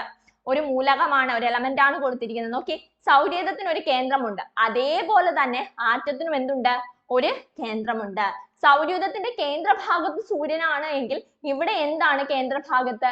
ന്യൂക്ലിയസ് ആണ്. അതേപോലെ ഗ്രഹങ്ങൾ ഓർബിറ്റലിലൂടെ സൂര്യനെ ചുറ്റുന്നു. ഇവിടെ എന്ത് സംഭവിക്കുന്നു? ഇലക്ട്രോണുകൾ ഷെല്ലിലൂടെ എന്തിനെ ചുറ്റുന്നു? ന്യൂക്ലിയസിനെ ചുറ്റുന്നു. അപ്പൊ ഇത് രണ്ടും ഏകദേശം സെയിം ആയിട്ട് വരുന്നു. അതാണ് സൗരയൂഥ മാതൃക ആരാണ് കണ്ടെത്തിയത്? റുദർഫോർഡ് ആണ് കണ്ടെത്തിയത്. അടുത്ത ഇദ്ദേഹത്തിന്റെ പ്രധാനപ്പെട്ട നിഗമനങ്ങൾ ഇങ്ങനെയൊക്കെയായിരുന്നു. ഒന്ന്, പോസിറ്റീവ് ചാർജും ആറ്റത്തിലെ മാസിന്റെ ഭൂരിഭാഗവും വളരെ ചെറിയ മേഖലയിലാണ് കേന്ദ്രീകരിച്ചിരിക്കുന്നത്.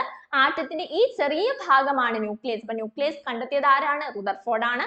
ന്യൂക്ലിയസ് വൃത്താകൃതിയിലുള്ള പരിക്രമണ പഥങ്ങളിൽ വളരെ ഉയർന്ന വേഗതയോടെ സഞ്ചരിക്കുന്ന ഇലക്ട്രോണുകളാൽ ചുറ്റപ്പെട്ടിരിക്കുന്നു. ഈ പരിക്രമണ പഥങ്ങളെ ഓർബിറ്റലുകൾ എന്ന് വിളിച്ചത് റുദർഫോർഡ് ആണ്.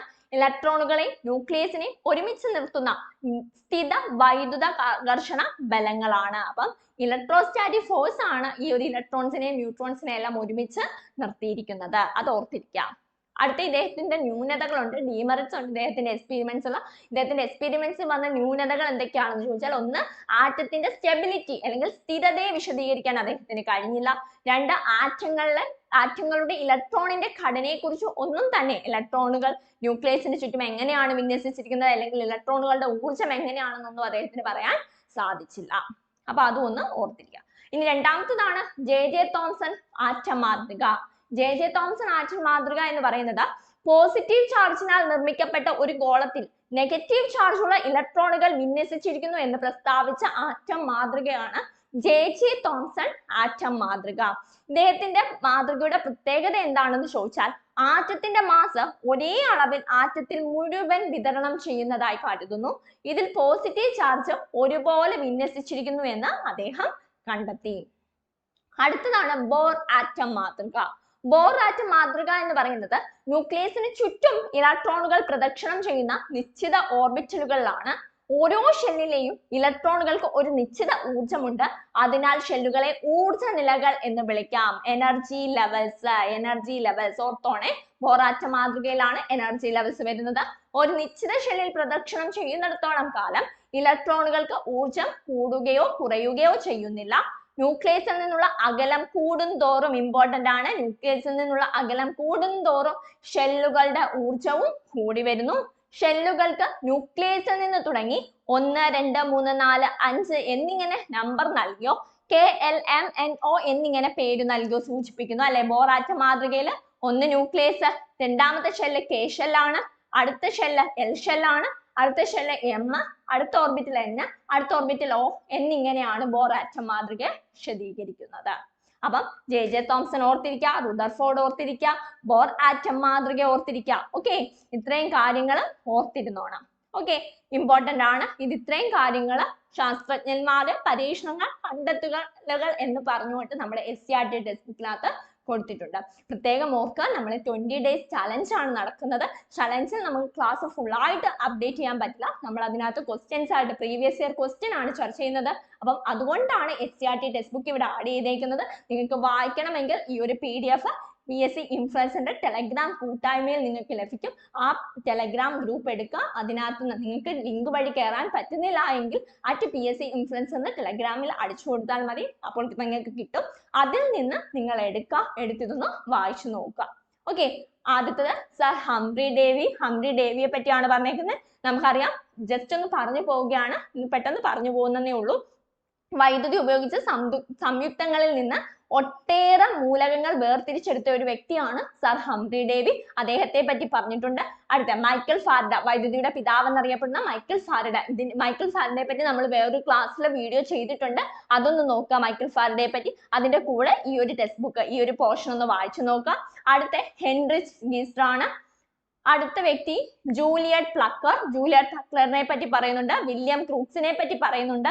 യൂഗൻ ഗോഡ്സ്റ്റീനെ പറ്റി പറയുന്നുണ്ട്. വില്യം റോക്ജനെ പറ്റി പറയുന്നുണ്ട്. അപ്പം ഇത്രയും ശാസ്ത്രജ്ഞന്മാരെ പറ്റി ഒന്ന് ഓർത്തിരുന്നോണം. ഓക്കെ ആണല്ലോ. അടുത്ത ചോദ്യം ഇതാണ്: ഒരു ഓർബിറ്റലിൽ ഉൾക്കൊള്ളാവുന്ന പരമാവധി ഇലക്ട്രോണിന്റെ എണ്ണം എത്ര? ഒരു ഓർബിറ്റലിൽ ഉൾക്കൊള്ളാവുന്ന പരമാവധി ഇലക്ട്രോണിന്റെ എണ്ണം. Option A 2n, option B 2n², option C 2, option D n². ഇതിന്റെ ശരിയായിട്ടുള്ള ഉത്തരം ഓപ്ഷൻ ബി ആണ്, 2n² ആണ്. എങ്ങനെയാ വരുന്നത്? നമ്മളൊരു ന്യൂക്ലിയസ് എടുത്തു. ന്യൂക്ലിയസിനകത്ത് നമുക്കറിയാം ന്യൂട്രോണും ഉണ്ട് പ്രോട്ടോണും ഉണ്ട്. അതിന് ചുറ്റും എന്തുണ്ട്? ഓരോ ഷെൽ ഉണ്ടല്ലേ. കെ ഷെൽ ഉണ്ട്, എൽ ഷെൽ ഉണ്ട്, എം ഷെൽ ഉണ്ട്, എൻ ഷെൽ ഉണ്ട്. ഓക്കെ ആണല്ലോ. ഇനി ഇതിനകത്ത് ആദ്യത്തത് K shell, L shell, M shell, N shell, ഇത്രയും ഷെല്ലുകളാണല്ലോ ഉള്ളത് നമുക്ക്. ഇനി ഇതിനകത്ത് ഓരോ ഷെല്ലിലും അടങ്ങിയിരിക്കുന്ന ആറ്റങ്ങളുടെ എണ്ണം കണ്ടെത്താൻ നമ്മൾ എന്ത് ചെയ്താൽ മതി? ഇലക്ട്രോണുകളുടെ എണ്ണം കണ്ടെത്താൻ നമ്മൾ എന്ത് ചെയ്താൽ മതി? 2n² കൊടുത്താൽ മതി. 2 into ഒന്നാമത്തെ ഷെൽ എന്ന് പറയുന്നത് കെ ഷെൽ ആണ് അല്ലെ. കെ ഷെല്ലിന് 1 എന്ന നമ്പർ ഇടാണ്. അപ്പൊ 2 into 1². കെ ഷെല്ലിനകത്ത് എത്ര അടങ്ങും? 2 ഇലക്ട്രോൺസ് ആണ് അടങ്ങുന്നത്. അടുത്ത എൽ എടുക്കാണ്. എൽ ആണെങ്കിൽ 2 into 2². അപ്പൊ 2 into 2² എത്ര വരും? 8 വരും അല്ലെ. 2ന്റെ സ്ക്വയർ 4, 4 into 2 8. അടുത്ത എം ഷെൽ. എം ഷെല്ലിന് ചെയ്യാൻ എന്താ മതി? 2 into 3² ചെയ്താൽ മതി. അടുത്ത എൻ ആണെങ്കിലോ, എന്നിനകത്ത് എത്ര ഇലക്ട്രോൺസ് അടങ്ങുന്നെന്ന് അറിയാൻ എന്ത് ചെയ്താൽ മതി? 2 into 4² ചെയ്താൽ മതി. അപ്പം ഇങ്ങനെ ചെയ്തു കഴിഞ്ഞാൽ നമുക്ക് ഒരു ഓർബിറ്റലിൽ ഉൾക്കൊള്ളാവുന്ന പരമാവധി ഇലക്ട്രോണിന്റെ എണ്ണം എത്രയാണെന്ന് കണ്ടെത്താൻ സാധിക്കും.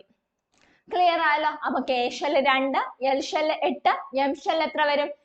എം ഷെൽ 18 വരും, എൻ ഷെൽ 32 വരും. അങ്ങനെ അങ്ങ് പോകും. ഓക്കെ, അപ്പൊ അതൊന്ന് ഓർത്തിരുന്നോണേ.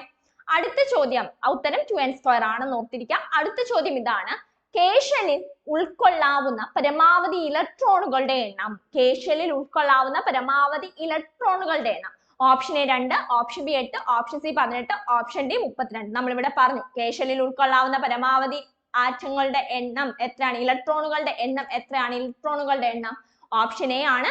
2 ആണ് ശരിയായിട്ടുള്ള ഉത്തരം. അടുത്ത ചോദ്യം ഇതാണ്: അറ്റോമിക സംഖ്യ 11 ആയ മൂലകത്തിന്റെ എൽ ഷെല്ലിൽ എത്ര ഇലക്ട്രോണുകൾ ഉണ്ട്?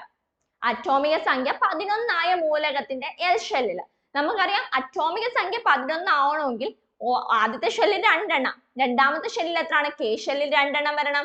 എൽ ഷെല്ലിൽ എത്ര വരണം? 8 എണ്ണം വരണം അല്ലെ. 8 എണ്ണം വരണം. K L. അപ്പൊ 8 2 10 ആയി. അടുത്തത് 1 ആവണം അല്ലെ. 1 എവിടെ ആയിരിക്കും? കെ എൽ എം ഷെല്ലിലായിരിക്കണം 1. അപ്പൊ 11 ആയല്ലോ. 2 8 1. 2 8 18 32. അങ്ങനെയാണല്ലോ നമുക്ക് ഓരോ ഷെല്ലിലും അടുക്കി വെക്കാവുന്ന ഇലക്ട്രോണുകളുടെ എണ്ണം. ഇവിടെ പറയുന്നത് അറ്റോമിക സംഖ്യ 11 ആയ ഒരു മൂലകത്തിന്റെ എൽ ഷെല്ലില് എത്ര ഇലക്ട്രോണുകൾ ഉണ്ടെന്നാണ് ചോദിച്ചേക്കുന്നത്. അപ്പം 2 8 8 കഴിഞ്ഞ് എത്രയും കൂടി മതി? ഒന്നുകൂടെ മതി. അപ്പൊ 8 എവിടെയാണ് വരുന്നത്? എൽ ഷെല്ലിൽ എത്ര ആണ് വരുന്നത്? 8 ആണ് വരുന്നത് അല്ലെ. അപ്പൊ ഓപ്ഷൻ സി 8 ആണ് ശരിയായിട്ടുള്ള ഉത്തരം. Option C 8. എങ്ങനെയാ വന്നേന്ന് ക്ലിയർ ആയേ? 2 8 1 കെ എൽ എം. ഓക്കെ, അടുത്ത ചോദ്യം ഇതാണ്: കാൽസ്യത്തിന്റെ ബാഹ്യതമ ഷെല്ലിന്റെ നമ്പർ എത്ര? കാൽസ്യത്തിന്റെ ബാഹ്യതമ ഷെല്ലിന്റെ നമ്പർ എത്ര? കാൽസ്യത്തിന്റെ നമുക്കറിയാം 20 ആണല്ലേ വരുന്നത്. കാൽസ്യത്തിന് 20 ആണ് വരുന്നത്. കാൽസ്യത്തിന്റെ ബാഹ്യതമ ഷെല്ലിലെ നമ്പർ എത്ര എന്നാണ് ചോദിച്ചിരിക്കുന്നത്. നോക്കൂ, 2 8 8 2 10 ആയി അല്ലെ. 10 ആയി. അടുത്ത് നമുക്ക് വരേണ്ടത് 18 32 അല്ലെ. എന്നാൽ ഇങ്ങനെയാണോ ഇവിടം ചെയ്യേണ്ടത്? അല്ല. ഇവിടെ ചെയ്യേണ്ടത് അങ്ങനെയാണോ? അല്ല. ഇവിടെ ചോദിച്ചിരിക്കുന്നത് കാൽസ്യത്തിന്റെ ബാഹ്യതമ ഷെല്ലിന്റെ നമ്പർ ആണ്. ബാഹ്യതമ ഷെല്ല് എന്ന് പറഞ്ഞാൽ നമ്മൾ സബ് ഷെൽ ഇലക്ട്രോണിക് കോൺഫിഗറേഷൻ ചെയ്യണം അല്ലെ. കാൽസ്യത്തിന്റെ 20 ആണ് അറ്റോമിക് നമ്പർ എങ്കിൽ അതിന്റെ സബ് ഷെൽ ഇലക്ട്രോണിക് കോൺഫിഗറേഷൻ നമ്മൾ എങ്ങനെയാണ് എഴുതുന്നത്? 1s2 2s2 2p6 3s2 3p6 4s2. നിങ്ങൾക്ക് ഈ എനർജി ലെവൽസ് എല്ലാം അറിയാലോ. ഈ എനർജി ലെവൽസ് എല്ലാം നമ്മുടെ ടെക്സ്റ്റ് ബുക്കിനകത്ത് SCERT ടെക്സ്റ്റ് ബുക്കിനകത്ത് കിടപ്പുണ്ട്. എനർജി ലെവൽസ് എല്ലാം നിങ്ങൾക്ക് അറിയാവുന്നതാണ്. അതുകൊണ്ടാണ് ഇതങ്ങ് പറഞ്ഞു പോകുന്നത്. 1s2 2s2 2p6 3s2 3p6 4s2. ഇങ്ങനെയാണ് ആ ഒരു എനർജി ലെവൽസ് വരുന്നത്. ഈ എനർജി ലെവൽ ഒന്ന് ഓർത്തിരിക്കുക. നോക്കൂ, 2 2 4 6 2 6 2 ഇതെല്ലാം കൂടി കൂട്ടുമ്പോൾ നമുക്ക് 20 കിട്ടും. ഇവിടെ നിങ്ങൾ ആലോചിക്കേണ്ട കാര്യം, നമുക്ക് അവസാനം 20 വരുന്നത് 4s2-നകത്താണ് അല്ലെ. ഈ 4s2 നമ്മൾ എടുക്കുമ്പം 4s2 നമ്മൾ എടുത്തല്ലോ. 4s2 ക്ലിയർ ആയിട്ട് മനസ്സിലാക്കി പൊയ്ക്കോണേ. നമ്മൾ 4s2 നമ്മൾ എടുത്തു. ഈ 4s2-നകത്ത് നിങ്ങൾ ഓർത്തിരിക്കേണ്ട നമ്പർ, ഈ 4 ആണ് അതിന്റെ ഷെൽ നമ്പർ എന്ന് പറയുന്നത്. ഷെൽ നമ്പർ എത്രയാണ്? ഈ 4 ആണ്. അങ്ങനെയെങ്കിൽ ഇതെന്താണ്? ഈ മുകളിൽ കൊടുത്തിരിക്കുന്ന 2 അതാണ് ഇലക്ട്രോണുകളുടെ എണ്ണം. ഇതെന്താണ്? നമ്പർ ഓഫ് ഇലക്ട്രോൺസ് ആണ്. നമ്പർ ഓഫ് ഇലക്ട്രോൺസ് ആണ്. ക്ലിയർ ആയോ ഇത്രയും കാര്യങ്ങൾ? ഇത്രയും കാര്യങ്ങൾ ക്ലിയർ ആയല്ലോ. അപ്പൊ 4 എന്ന് പറയുന്നത് എന്താണ്? ഷെൽ നമ്പർ അല്ലെങ്കിൽ പീരിയഡ് ആണ്. അടുത്ത 2 എന്ന് പറയുന്നത് എന്താണ്? നമ്പർ ഓഫ് ഇലക്ട്രോൺസ് ആണ്. അപ്പം കാൽസ്യത്തിന്റെ ബാഹ്യതമ ഷെല്ലിന്റെ നമ്പർ എത്ര എന്ന് ചോദിച്ചാൽ ഏതാണത്? ഓപ്ഷൻ എ 4 ആണ് ശരിയായിട്ടുള്ള ഉത്തരം. ഓപ്ഷൻ എ 4 ആണ് ശരിയായിട്ടുള്ള ഉത്തരം. ക്ലിയർ ആയോ എങ്ങനെയാ വരുന്നതെന്ന്? 1s2 നമ്മൾ സബ്ഷെൽ ഇലക്ട്രോണിക് കോൺഫിഗറേഷൻ എഴുതണം. സബ്ഷെൽ ഇലക്ട്രോണിക് കോൺഫിഗറേഷൻ ഓരോ ഓർബിറ്റലിലും കാണപ്പെടുന്ന ഊർജ നിലകളാണ് നമ്മൾ സബ്ഷെൽ എന്ന് പറയുന്നത്. ഓരോ ഓർബിറ്റലുകളും അല്ലെങ്കിൽ ഓരോ ഷെല്ലിനകത്തും കാണപ്പെടുന്ന ഊർജ മേഖലകൾ അല്ലെങ്കിൽ എനർജി ലെവൽസിനെ നമ്മൾ എങ്ങനെയാണ് പറയുന്നത്? എനർജി ലെവൽസിനെ ഇലക്ട്രോണിക് കോൺഫിഗറേഷൻ അല്ലെങ്കിൽ സബ്ഷെല്ലുകൾ എന്ന് പറയുന്നു. ഈ സബ്ഷെല്ലുകളെ നമ്മൾ എഴുതുന്നതാണ് ഊർജം കൂടിയ സബ്ഷെല്ലിൽ നിന്ന് ഊർജം കുറഞ്ഞ സബ്ഷെല്ലിലേക്ക്, എനർജി ലെവൽ കൂടിയതിൽ നിന്ന് എനർജി ലെവൽ കുറഞ്ഞ സബ്ഷെല്ലിലേക്ക് നമ്മൾ എഴുതുന്ന ആ ഒരു കോൺഫിഗറേഷൻ ആണ് electronic configuration, subshell electronic configuration എന്ന് പറയുന്നത്. ഇതിനകത്ത് ഓരോ പേരിനും ഓരോ ഇതുണ്ട്. എസ് എന്ന് പറയുന്നത് എന്താണ്? എസ് എന്ന് പറയുന്നത് ഷാർപ്പ് ആണ്. എസ് എന്ന് പറയുന്നത് ഷാർപ്പ്. അടുത്ത പി ഉണ്ട് അല്ലെ? പി എന്ന് പറയുന്നത് എന്തെന്ന് അറിയാമോ? പ്രിൻസിപ്പൾ. പി എന്ന് പറയുന്നത് പ്രിൻസിപ്പിൾ ആണ്. ഡി എന്ന് പറയുന്നത് എന്താണ്? ഡിഫ്യൂസ്. ഡി എന്ന് പറയുന്നത് ഡിഫ്യൂസ് ആണ്. അടുത്ത എന്താണ് വരുന്നത്? എഫ് ആണ് അല്ലെ? എഫ് എന്ന് പറയുന്നത് ഫണ്ടമെന്റൽ. എഫ് എന്ന് പറയുന്നത് ഫണ്ടമെന്റൽ ആണ്. അറിയാം 1s 2s 2p 3s 3p 4s അങ്ങനെയാണ് ആ ഒരു എനർജി ലെവൽസ് പോണേന്ന് ഓർക്കുക. അതേപോലെ ഈ സബ്ഷെല്ലിനകത്ത് നിങ്ങൾക്ക് ഓർക്കേണ്ട ഒരു കാര്യമാണ്, ഒരു സബ്ഷെല്ല് ഞാൻ എടുക്കുകയാണ്, എസ് എന്ന് പറയുന്ന സബ്ഷെൽ എടുക്കുകയാണെങ്കിൽ അതിനകത്ത് ഉൾക്കൊള്ളാവുന്ന പരമാവധി ഇലക്ട്രോണുകളുടെ എണ്ണം എന്ന് പറയുന്നത് 2 ആണ്. ഇനി പി ആണെങ്കിൽ എത്രയാണ്? 6 ആണ്. അടുത്ത് വരുന്ന ഡി ആണല്ലേ? ഡി ആണെങ്കിൽ 10 ആണ്. എഫ് എന്നെങ്കിൽ 14 ആണ്. ഇതൊന്ന് ഓർത്തിരുന്നോണം. നമ്മൾ KLMN പറഞ്ഞു. അത് KLMN എന്ന് പറഞ്ഞാൽ എന്തായിരുന്നു? 2 8 18 32. ഇവിടെ SPDF എന്ന് പറയുന്നത് സബ്ഷെല്ലുകളാണ്, ഊർജ നിലകളാണ്. അത് എസിനകത്ത് ഉൾക്കൊള്ളാവുന്ന പരമാവധി ഇലക്ട്രോണുകളുടെ എണ്ണം 2, പി ആണെങ്കിൽ 6, ഡി ആണെങ്കിൽ 10, എഫ് ആണെങ്കിൽ 14. ക്ലിയർ ആയി? ക്ലിയർ ആയല്ലോ. അപ്പം കാൽസ്യത്തിന്റെ ബാഹ്യതമ ഷെല്ലിൽ നമ്പർ എത്രയെന്ന് ചോദിച്ചാൽ അത് 4 ആണെന്ന് ഓർത്തിരിക്കാം. ആറ്റത്തിന്റെ ന്യൂക്ലിയസിന് ചുറ്റുമുള്ള ഇലക്ട്രോണുകളുടെ സഞ്ചാരപാതയാണ് ഓർബിറ്റലുകൾ. നമുക്കറിയാം. അങ്ങനെയെങ്കിൽ ഓരോ ഷെല്ലിനുള്ളിലും കാണപ്പെടുന്ന എനർജി ലെവൽസ് അല്ലെങ്കിൽ ഊർജ മേഖലകളാണ് എന്ത്? സബ്ഷെല്ലുകൾ എന്ന് പറയുന്നത്. സബ്ഷെല്ലുകളിൽ ഇലക്ട്രോണുകൾ നിറയുമ്പോൾ നമ്മൾ 3pക്ക് നിറച്ച ശേഷം 3dയിൽ നിറയ്ക്കുന്നതിന് പകരം 4sലാണ് നിറയ്ക്കുന്നത് അല്ലെ? ഇവിടെ നിങ്ങളൊന്ന് ശ്രദ്ധിച്ചോ. നമ്മൾ കാൽസ്യത്തിന്റെ എഴുതിയപ്പം 3p കഴിഞ്ഞ് 3d ഉണ്ട്. 1s2 2s2 2p3 2p6 3s2 3p6 അല്ലെങ്കിൽ അത് കഴിഞ്ഞ് 3d ആണ് വരേണ്ടത്. 3dക്ക് പകരം നമ്മൾ 4s ആണ് അവിടെ കൊടുക്കുന്നത്. ഏതായാലും ഏത് എനർജി ലെവൽ എടുത്താലും നമ്മൾ 4s ആണ് കൊടുക്കുന്നത് 3dക്ക് മുമ്പ്. അത് എന്തുകൊണ്ടാണെന്ന് അറിയാമോ? ഒരു ചോദ്യമാണ്, പ്രീവിയസ് ഇയർ ചോദ്യമാണ്. എന്തുകൊണ്ടാ? 4s സബ്ഷെല്ലിന് 3d സബ്ഷെല്ലിനേക്കാൾ എനർജി കുറവാണ്. അപ്പം 4s സബ്ഷെല്ലിന് 3d സബ്ഷെല്ലിനേക്കാൾ എനർജി കുറവാണ്. 4sന് എനർജി കുറവായതുകൊണ്ടാണ് 4s കൊടുത്ത ശേഷം 3d വരുന്നത്. ഇനി അത് ഓർക്കാൻ ഒരു എളുപ്പവഴിയുണ്ട്. ഇനി അതല്ല, നിങ്ങളോട് ചോദിക്കുന്നത് വേറൊരു കാൽസ്യം കഴിഞ്ഞിട്ടുള്ള ഏതെങ്കിലും ഒരു എലമെന്റ് ആണ്, അതിന്റെ ബാഹ്യതമ ഷെല്ലിലെ ഇലക്ട്രോണുകളുടെ ഷെൽ നമ്പറിന്റെ എത്ര ആണ് എന്ന് ചോദിച്ചാൽ നിങ്ങൾ 4s കഴിഞ്ഞിട്ട് എഴുതുന്നത് ഏതായിരിക്കും? 3d ആയിരിക്കും എഴുതുന്നത്. പക്ഷെ നിങ്ങൾ അങ്ങനെ ചിന്തിക്കേണ്ട കാര്യം 3p കഴിഞ്ഞിട്ടല്ലേ 3d വരേണ്ടത്. അപ്പൊ എന്തുകൊണ്ട് അങ്ങനെ വരുന്നില്ല? 3dയെക്കാളും ഊർജം കുറവ് ഏതിനാണ്? 4sനാണ്. അങ്ങനെ ഒന്ന് ഓർത്തിരിക്കുക കേട്ടോ. പ്രീവിയസ് ഇയർ ക്വസ്റ്റ്യൻ ആണ് അത്. അപ്പം എനർജി ലെവൽസ് അറിയാലോ. എങ്ങനെയാണ് വരുന്നത്? 1s 2s 2p 3s 3p 4s അടുത്തത് 3d ആണ് വരുന്നത്. 3d അടുത്തത് വരുന്നത് 4p 5s അങ്ങനെയാണ് വരുന്നത് കേട്ടോ. അതൊന്ന് ഓർത്തിരുന്നോണേ. അടുത്ത ചോദ്യം ഇതാണ്. 3d ഓർബിറ്റലിൽ ഉള്ള ഒരു ഇലക്ട്രോണിന് സാധ്യമായ n, l, m എന്നിവയുടെ മൂല്യങ്ങൾ. Option A n = 3, l = 2, m = -1. Option B n = 2, l = 3, m = -2. Option C n = 3, l = 1, m = 1. Option D n = 1, l = 3, m = 3. 3d ഓർബിറ്റലിലുള്ള ഇലക്ട്രോണുകളുടെ സാധ്യമായ l, m. ഇത് കണ്ടുപിടിക്കണമെങ്കിൽ നമുക്ക് ഒരു ഇലക്ട്രോണിനെ വിവരിക്കുന്ന 4 ക്വാണ്ടം സംഖ്യകൾ എന്തൊക്കെയാണെന്ന് അറിയണം. ഏതൊക്കെയാണ്? ഒന്ന് മുഖ്യ ക്വാണ്ടം നമ്പർ, രണ്ടാമത്തത് അസിമുത്തൽ ക്വാണ്ടം നമ്പർ, അടുത്തത് കാന്തിക ഓർബിറ്റൽ ക്വാണ്ടം നമ്പർ അല്ലെങ്കിൽ മാഗ്നറ്റിക് ക്വാണ്ടം നമ്പർ, അടുത്ത ഇലക്ട്രോൺ ചക്രണ ക്വാണ്ടം നമ്പർ അല്ലെങ്കിൽ spin quantum number. Principal, azimuthal, magnetic, spin quantum numbers. അത് ഓരോന്നിനെയും ഡിനോട്ട് ചെയ്യുന്നതാണ് N, L, M, S. ഒന്നാമത്തത് മുഖ്യ ക്വാണ്ടം നമ്പർ അല്ലെങ്കിൽ പ്രിൻസിപ്പൽ ക്വാണ്ടം നമ്പർ ആണ് അല്ലെ. ഈ പ്രിൻസിപ്പൽ ക്വാണ്ടം നമ്പർ എന്താണെന്ന് ചോദിച്ചു കഴിഞ്ഞാൽ ഏത് ഷെല്ലിനെയാണ് അല്ലെങ്കിൽ ഏത് എനർജി ലെവലിനെയാണ്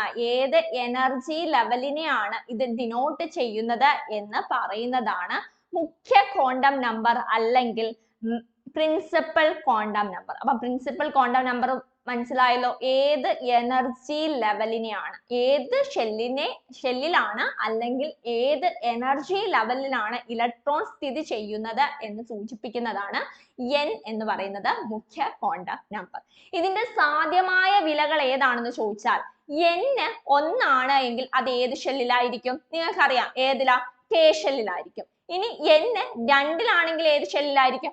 L ഷെല്ലിലായിരിക്കും. ഇനി N 3 ഏത് ഷെല്ലിലായിരിക്കും? M ഷെല്ലിലാണ് അല്ലെ, KLM N. അടുത്ത N 4 ഏത് ഷെല്ലിലായിരിക്കും? N ഷെല്ലിലായിരിക്കും. അത് നിങ്ങൾക്ക് അറിയാം, അത് അങ്ങനെ അങ്ങോട്ടങ്ങ് പോകും. ഇനി രണ്ടാമത്തതാണ് azimuthal quantum number. Azimuthal quantum number എന്താണ്? അസിമുത്തൽ ക്വാണ്ടം നമ്പർ ഒരു ഷെല്ലിന്റെ ഷേപ്പിനെ ഡിനോട്ട് ചെയ്യുന്നത്, ഒരു ഷെല്ലിന്റെ ഷേപ്പിനെ അല്ലെങ്കിൽ ആകൃതിയെ തീരുമാനിക്കുന്നതാണ് അസിമുത്തൽ ക്വാണ്ടം നമ്പർ എന്ന് പറയുന്നത്. അസിമുത്തൽ ക്വാണ്ടം നമ്പർ എന്താണ്? ഒരു ഷെല്ലിന്റെ ആകൃതി അല്ലെങ്കിൽ ഷേപ്പിനെ തീരുമാനിക്കുന്നതാണ് അസിമുത്തൽ ക്വാണ്ടം നമ്പർ, അല്ലെങ്കിൽ ഇതിനെ ആംഗുലാർ മൊമെന്റം ക്വാണ്ടം നമ്പർ എന്ന് അറിയപ്പെടുന്നു. ഇതിന്റെ ഷേപ്പ് എന്ന് പറയുന്നത് നമ്മൾ എല്ലും സബ്ഷെല്ലും ആണ് വരുന്നത് അല്ലെ. അങ്ങനെയാണെങ്കിൽ L 0 ആണെങ്കിൽ ഏത് സബ്ഷെല്ലിനകത്താണ് വരുന്നത്? S സബ്ഷെല്ലിനകത്താണ് വരുന്നത്. L 0 ആണെങ്കിൽ S സബ്ഷെല്ല്. അടുത്ത 1 ആണെങ്കിൽ ഏതായിരിക്കും? S P. 2 ആണെങ്കിൽ ഏതായിരിക്കും? D ആയിരിക്കും. 3 ആണെങ്കിൽ F. അത് അങ്ങനെ അങ്ങോട്ട് പോകും. അങ്ങനെയെങ്കിൽ നമുക്ക് N 2 ആകുമ്പോൾ L ന്റെ വാല്യൂ എത്ര ആണ്? N 2 ആകുമ്പോൾ L ന്റെ വാല്യൂ എത്ര ആയിരിക്കും? 0, 1.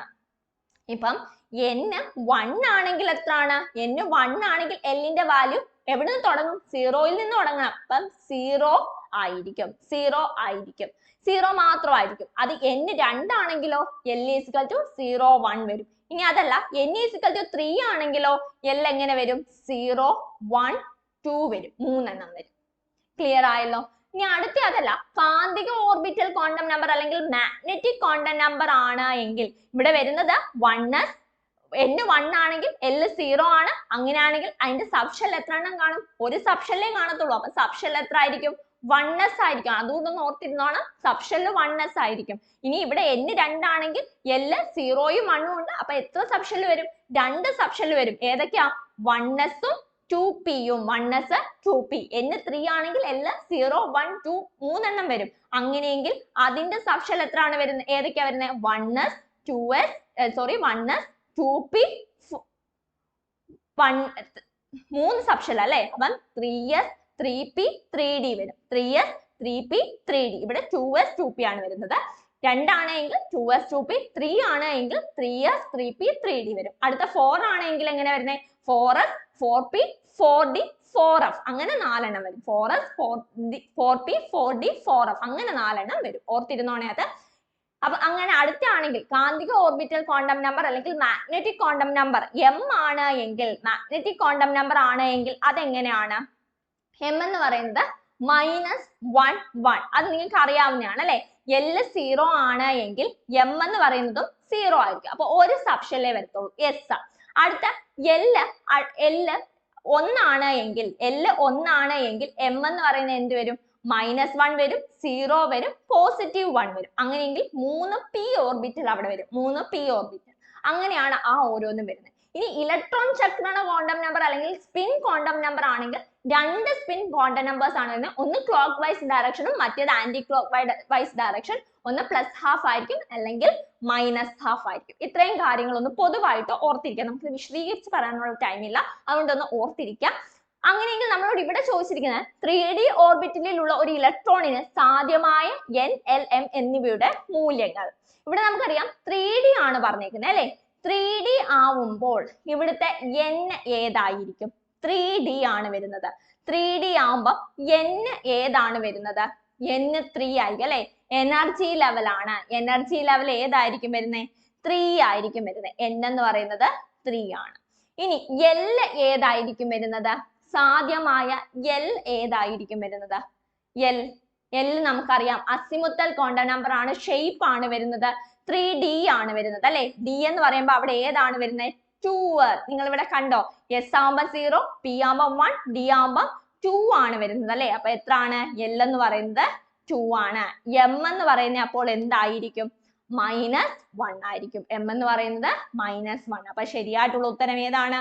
ഓപ്ഷൻ എ ആണ്. n is equal to 3, L is equal to 2, M is equal to -1. ഒന്ന് ഓർത്തിരുന്നോണേ ഇത്. അടുത്ത ചോദ്യം ഇതാണ്.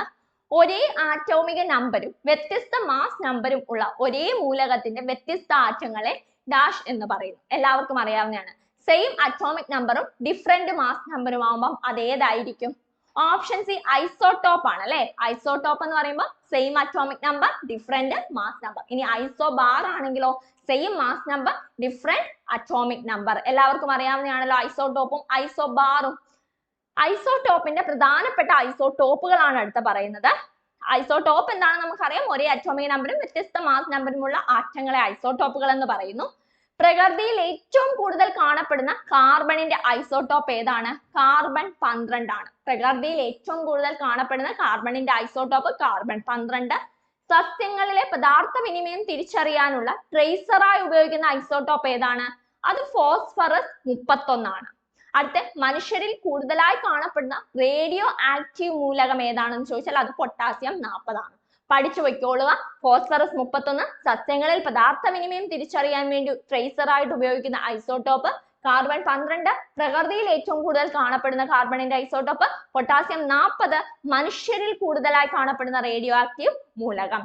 അടുത്ത വൈദ്യശാസ്ത്ര രംഗത്ത് ക്യാൻസർ, ട്യൂമർ മുതലായ രോഗങ്ങളെ എന്നിവയുടെ ചികിത്സയ്ക്കും രോഗനിർണയത്തിനും ഉപയോഗിക്കുന്ന ഐസോടോപ്പുകൾ ഏതൊക്കെയാണ്? അത് iodine 131 കൊബാൾട്ട് 60 വേറൊരു ചോദ്യം. തൈറോയിഡ് ഗ്രന്ഥിയിലെ ക്യാൻസർ കണ്ടുപിടിക്കുന്നതിനും ചികിത്സിക്കുന്നതിനും ഉപയോഗിക്കുന്ന ഐസോടോപ്പ് അതേതാ? iodine 131 തൈറോയിഡ് ഗ്രന്ഥിയിലെ ക്യാൻസർ കണ്ടുപിടിക്കുന്നതിനും ചികിത്സിക്കുന്നതിനും ഉപയോഗിക്കുന്ന ഐസോടോപ്പ് ചോദിച്ചാൽ അത് iodine 131. ഇനി നാഗസാക്കിയിൽ വർഷിച്ച അണുബോംബിലെ റേഡിയോ ആക്റ്റീവ് ഐസോടോപ്പ് ഏതാണ്? പ്ലൂട്ടോണിയം 239 ആണ്. പ്ലൂട്ടോണിയം 239. അടുത്ത രക്തപ്രവാഹത്തിലെ തടസ്സങ്ങൾ കണ്ടുപിടിക്കുന്നതിന് ഉപയോഗിക്കുന്ന ഐസോടോപ്പ് ചോദിച്ചു കഴിഞ്ഞാൽ അത് സോഡിയം 24 ആണ്. രക്തപ്രവാഹത്തിലെ തടസ്സങ്ങൾ കണ്ടുപിടിക്കുന്നതിന് ഉപയോഗിക്കുന്ന ഐസോടോപ്പ്. അങ്ങനെയെങ്കിൽ ചോദിച്ചോട്ടെ, പ്രകൃതിയിൽ ഏറ്റവും കൂടുതൽ കാണപ്പെടുന്ന ഐസോടോപ്പ് കാർബണിന്റെ ഐസോടോപ്പ് കാർബൺ 12. മനുഷ്യരിൽ കൂടുതലായി കാണപ്പെടുന്ന കാർബണിന്റെ ആക്റ്റീവ് അല്ലെങ്കിൽ റേഡിയോ ആക്റ്റീവ് മൂലകം ഏതാണ്? പൊട്ടാസ്യം 40. രക്തപ്രവാഹത്തിലെ തടസ്സങ്ങൾ കണ്ടുപിടിക്കാൻ വേണ്ടി ഉപയോഗിക്കുന്ന ഐസോടോപ്പ് സോഡിയം 24. പഠിച്ചു പൊക്കോളുക. തൈറോയ്ഡ് ഗ്രന്ഥിയിലെ ക്യാൻസർ കണ്ടുപിടിക്കുന്നതിനും ചികിത്സിക്കുന്നതിനും ഉപയോഗിക്കുന്ന ഐസോടോപ്പ് iodine 131. വൈദ്യശാസ്ത്ര രംഗത്ത് ക്യാൻസർ, ട്യൂമർ മുതലായവ രോഗങ്ങളും ചികിത്സയ്ക്കും രോഗനിർണയത്തിനും ഉപയോഗിക്കുന്ന ഐസോടോപ്പ് iodine 131 കൊബാൾട്ട് 60. നാഗസാക്കിയിൽ വർഷിച്ച അണുബോംബിലെ റേഡിയോ ആക്റ്റീവ് ഐസോടോപ്പ് പ്ലൂട്ടോണിയം 239. പഠിച്ചോണേ, ഇപ്പോൾ തന്നെ അങ്ങ് പഠിച്ചോണേ. അപ്പൊ നമ്മുടെ SCERT ടെക്സ്റ്റ് ബുക്കിനകത്ത് ഐസോബാറുകളും ഐസോടോപ്പുകളും എന്താണെന്ന് കൊടുത്തിട്ടുണ്ട്, അതിന് ഉദാഹരണം കൊടുത്തിട്ടുണ്ട്. ഐസോബാറുകളുടെ ഉദാഹരണം കണ്ടോ? കാർബണും ആർഗണും കൊടുത്തേക്കുന്നത്. അടുത്ത ഐസോടോണുകൾ എന്താണ്? ഐസോബാർ നമ്മൾ പറഞ്ഞു, ഐസോടോപ്പും പറഞ്ഞു. ഐസോടോണുകൾ എന്താണെന്ന് ചോദിച്ചാൽ ഒരേ എണ്ണം ന്യൂട്രോണുകൾ അടങ്ങിയ ആറ്റങ്ങളെയാണ് ഐസോടോണുകൾ എന്ന് പറയുന്നത്. ഒരേ എണ്ണം ന്യൂട്രോണുകൾ അടങ്ങിയ ആറ്റങ്ങളാണ് ഏത്? ഐസോടോണുകൾ. ഐസോബാറുകളും ഐസോടോണുകളും വ്യത്യസ്ത മൂലകങ്ങളുടെ ആറ്റങ്ങളാണ് എന്ന് ഓർത്തിരുന്നോണം. ക്ലിയർ ആയല്ലോ ഇത്രയും കാര്യങ്ങൾ? അടുത്ത ഹിഗ്സ് ബോസോൺ എന്ന ദൈവകണം, അതും നമുക്ക് കൊടുത്തിട്ടുണ്ട്.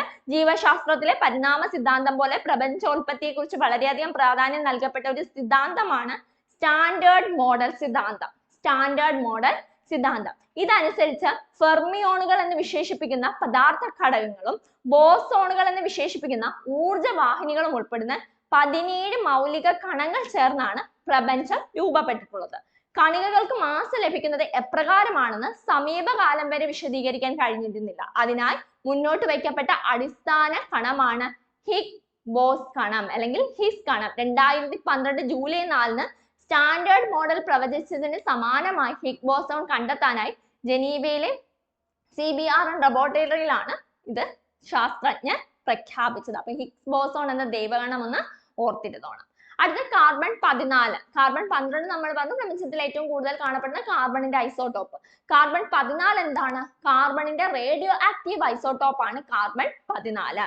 ഫോസിലുകളുടെയും ജൈവ വസ്തുക്കളുടെയും ചരിത്രാതീത കാലത്തെ വസ്തുതകളും കാലപ്പഴക്കം നിർണ്ണയിക്കാനും ഉപയോഗിക്കുന്ന കാർബണിന്റെ ഐസോടോപ്പ് കാർബൺ 14. ഭൂഗർഭ ജലത്തിന്റെ കാലപ്പഴക്കം നിർണ്ണയിക്കാൻ ഉപയോഗിക്കുന്ന ഐസോടോപ്പ് ഏതാണ്? അതും കാർബൺ 14 ആണ്. അപ്പം കാർബൺ 14ന്റെ ഇമ്പോർട്ടൻസ് ആയിട്ടുള്ള കാര്യങ്ങൾ ഓർത്തിരിക്കാം. അടുത്ത ചോദ്യം, ഒരു പദാർത്ഥത്തിന്റെ എല്ലാ ഗുണങ്ങളും നിലനിർത്തുന്ന അതിന്റെ ഏറ്റവും ചെറിയ കണിക. ഓപ്ഷൻ എ തന്മാത്ര, option B atom, option C proton, option D quark. ഒരു പദാർത്ഥത്തിന്റെ എല്ലാ ഗുണങ്ങളും നിലനിർത്തുന്ന അതിന്റെ ഏറ്റവും ചെറിയ കണിക ഏതാണ്? എല്ലാവർക്കും അറിയാം, ഏതാ? ഓപ്ഷൻ എ ആണ്, തന്മാത്രയാണ് അല്ലെ. ഒരു പദാർത്ഥത്തിന്റെ എല്ലാ ഗുണങ്ങളും അതിനകത്ത് കൊടുത്തിരിക്കുന്നുണ്ടെങ്കിൽ അത് തന്മാത്രയാണ്. ഒരു പദാർത്ഥത്തിന്റെ ഭൗതികപരമായ ഏറ്റവും ചെറിയ കണികയാണ് തന്മാത്ര. പ്രപഞ്ചത്തിലെ ബിൽഡിംഗ് ബ്ലോക്കുകൾ അല്ലെങ്കിൽ ഇഷ്ടികകൾ എന്നറിയപ്പെടുന്നു. സ്വതന്ത്രമായും അതേപോലെ തന്നെ സ്ഥിരമായും നിൽക്കാൻ കഴിയുന്ന ഏറ്റവും ചെറിയ കണികയാണ് തന്മാത്ര. തന്മാത്ര എന്ന പദം ആദ്യമായി ഉപയോഗിച്ചത് ഓർത്തിരുന്നോണം, അവഗാഡ്രോ ആണ്. അവഗാഡ്രോ നമ്പർ ഒക്കെ നമുക്കറിയാം. ആറ്റങ്ങൾ ചേർന്ന് തന്മാത്ര ഉണ്ടാകുന്നത് എന്തിനു വേണ്ടിയാണ്? സ്ഥിരത കൈവരിക്കാൻ വേണ്ടിയാണ് എന്ന് ഓർത്തിരിക്കുക. ആറ്റങ്ങൾ ചേർന്ന് തന്മാത്ര ഉണ്ടാകുന്നത് സ്ഥിരത കൈവരിക്കാൻ വേണ്ടിയാണ്. അടുത്ത ചോദ്യം, ചുവടെ നൽകിയവയിൽ നിന്ന് ഏകറ്റോമിക തന്മാത്രയ്ക്ക് ഉദാഹരണം കണ്ടെത്തുക. Option A hydrogen, option B chlorine, option C helium, option D oxygen. ഏതാണ്? ഓപ്ഷൻ സി ഹീലിയം ആണ് ഏകറ്റോമിക. പ്രപഞ്ചത്തിൽ ഏറ്റവും കൂടുതൽ കാണപ്പെടുന്ന രണ്ടാമത്തെ മൂലകം അല്ലെങ്കിൽ പ്രപഞ്ചത്തിലെ ഏറ്റവും കൂടുതലുള്ള രണ്ടാമത്തെ മൂലകം ഏതാണെന്ന് ചോദിച്ചാൽ അത് ഹീലിയം ആണ്. അലസനായ ഹീലിയം അല്ലെ, ഹീലിയം ആണ്. ഏറ്റവും ഭാരം കുറഞ്ഞ രണ്ടാമത്തെ മൂലകം ഏതാണ്? ഹീലിയമാണ്. ഏറ്റവും ഭാരം കുറഞ്ഞ ഉത്കൃഷ്ട വാതകം ഏതാണ്? ഹീലിയമാണ്. സൂര്യനിൽ ഏറ്റവും കൂടുതലുള്ള രണ്ടാമത്തെ വാതകം ഹീലിയമാണ്. ന്യൂക്ലിയർ ഫ്യൂഷന്റെ ഫലമായി സൂര്യനിൽ രൂപം കൊള്ളുന്ന വാതകം ഏതാണെന്ന് ചോദിച്ചാൽ അത് ഹീലിയമാണ്. ഏറ്റവും കുറഞ്ഞ തിളനിലയുള്ള മൂലകം ഹീലിയമാണ്. ഹീലിയത്തെ പറ്റിയുള്ള എല്ലാ കാര്യങ്ങളും നിങ്ങൾ പഠിച്ചു. പ്രപഞ്ചത്തിൽ ഏറ്റവും കൂടുതലുള്ള രണ്ടാമത്തെ മൂലകം, ഭാരം കുറഞ്ഞ മൂലകം, കുറഞ്ഞ തിളനിലയുള്ള മൂലകം, സൂര്യനിൽ ഏറ്റവും കൂടുതലായി കാണപ്പെടുന്ന മൂലകം, ന്യൂക്ലിയർ ഫ്യൂഷന്റെ ഫലമായി സൂര്യനിൽ രൂപം കൊള്ളുന്ന വാതകം എല്ലാം ഏതാണ്? ഹീലിയമാണ് എന്ന് ഓർത്തിരിക്കാം. ഇനി എന്താണ് ഏകറ്റോമിക തന്മാത്ര? Mono atomic molecule. ഒരു മൂലകത്തിന്റെ തന്മാത്രയിൽ ഒരു ആറ്റം മാത്രമേ ഉള്ളൂ എങ്കിൽ, ഒരു മോളിക്യൂളിൽ ഒരു ആറ്റം മാത്രമേ ഉള്ളൂ അല്ലെങ്കിൽ ഒരു എലമെന്റിൽ ഒരു ആറ്റം മാത്രമേ ഉള്ളൂ എങ്കിൽ അതിനെയാണ് ഏകറ്റോമിക തന്മാത്ര അല്ലെങ്കിൽ മോണോ അറ്റോമിക് മോളിക്യൂൾസ് എന്ന് പറയുന്നത്. ഉദാഹരണമായിട്ട് ഉത്കൃഷ്ട മൂലകങ്ങൾ, അലസവാതകങ്ങൾ. അലസനായ ഹീലിയം എന്ന് പറഞ്ഞാൽ അതാണ്. ഹീലിയം എന്താണ്? അലസവാതകമാണല്ലേ. അടുത്തത് ഡയറ്റോമിക് മോളിക്യൂൾ. എന്താണ് ഡയറ്റോമിക മോളിക്യൂൾ? ഒരു മൂലകത്തിൽ തന്മാത്രയിൽ 2 ആറ്റം കാണും. ഹൈഡ്രജൻ, ഓക്സിജൻ, ക്ലോറിൻ എല്ലാം അതിന് ഉദാഹരണമാണ്. ഇനി അതല്ല, ബഹു അറ്റോമിക തന്മാത്ര അല്ലെങ്കിൽ പോളി അറ്റോമിക് മോളിക്യൂൾ എന്ന് പറയുമ്പോൾ ഒരു മൂലകത്തിന്റെ തന്മാത്രയിൽ 2ൽ കൂടുതൽ ആറ്റങ്ങൾ ഉള്ളവയാണ് പോളി അറ്റോമിക് മോളിക്യൂൾസ് എന്ന് പറയുന്നത്. സൾഫർ, ഫോസ്ഫറസ് എല്ലാം എന്തിന് ഉദാഹരണമാണ്? പോളി അറ്റോമിക് മോളിക്യൂൾസിന് ഉദാഹരണമാണ്. അപ്പൊ ഉദാഹരണങ്ങളൊന്ന് ഓർത്തിരുന്നോണം, ഇമ്പോർട്ടന്റ് ആണ്. ക്ലിയർ ആയല്ലോ ഇത്രയും കാര്യങ്ങൾ? അപ്പം നമ്മൾ ഇന്നത്തെ ക്ലാസ്സിൽ ഇത്രയും കാര്യങ്ങളാണ് നമ്മൾ ആലോചിച്ചോണം. നമ്മൾ പ്രീവിയസ് ഇയർ ക്വസ്റ്റ്യൻ അതിന്റെ റിലേറ്റഡ് ഫാക്ട്സ് ആയിട്ട് പറയുന്നതെല്ലാം പ്രീവിയസ് ഇയർ ചോദിച്ച ചോദ്യങ്ങളാണ്. ഇപ്പൊ അലസനായ ഹീലിയം എന്നൊക്കെ പറഞ്ഞാൽ അതെല്ലാം നേരത്തെ പ്രീവിയസ് ഇയർ ക്വസ്റ്റ്യനിൽ ചോദിച്ചിട്ടുള്ളതാണ്. നമ്മൾ ക്വസ്റ്റ്യൻ ആയിട്ട് കൊടുത്തില്ലെന്നേ ഉള്ളൂ. അതെല്ലാം റിലേറ്റഡ് ഫാക്ട്സ് എല്ലാം പ്രീവിയസ് ഇയർ ക്വസ്റ്റ്യനകത്ത് ഉൾപ്പെടുന്നതാണ്. അപ്പം നിങ്ങൾ ക്ലാസ് കൃത്യമായിട്ട് കാണുക, നന്നായിട്ട് പഠിക്കുക. 10th പ്രിലിംസ് നമ്മുടെ കയ്യിൽ കിട്ടണം. 2025 നമുക്കൊരു ജോലി ഉറപ്പാക്കണം. ആ ഒരു ഗ്രേ കളർ അഡ്വൈസ് നമ്മുടെ കയ്യിൽ കിട്ടണം. അതിന് എല്ലാവരും കട്ടയ്ക്ക് കൂടെ നിൽക്കുക, എല്ലാവരും നന്നായിട്ട് പഠിക്കുക.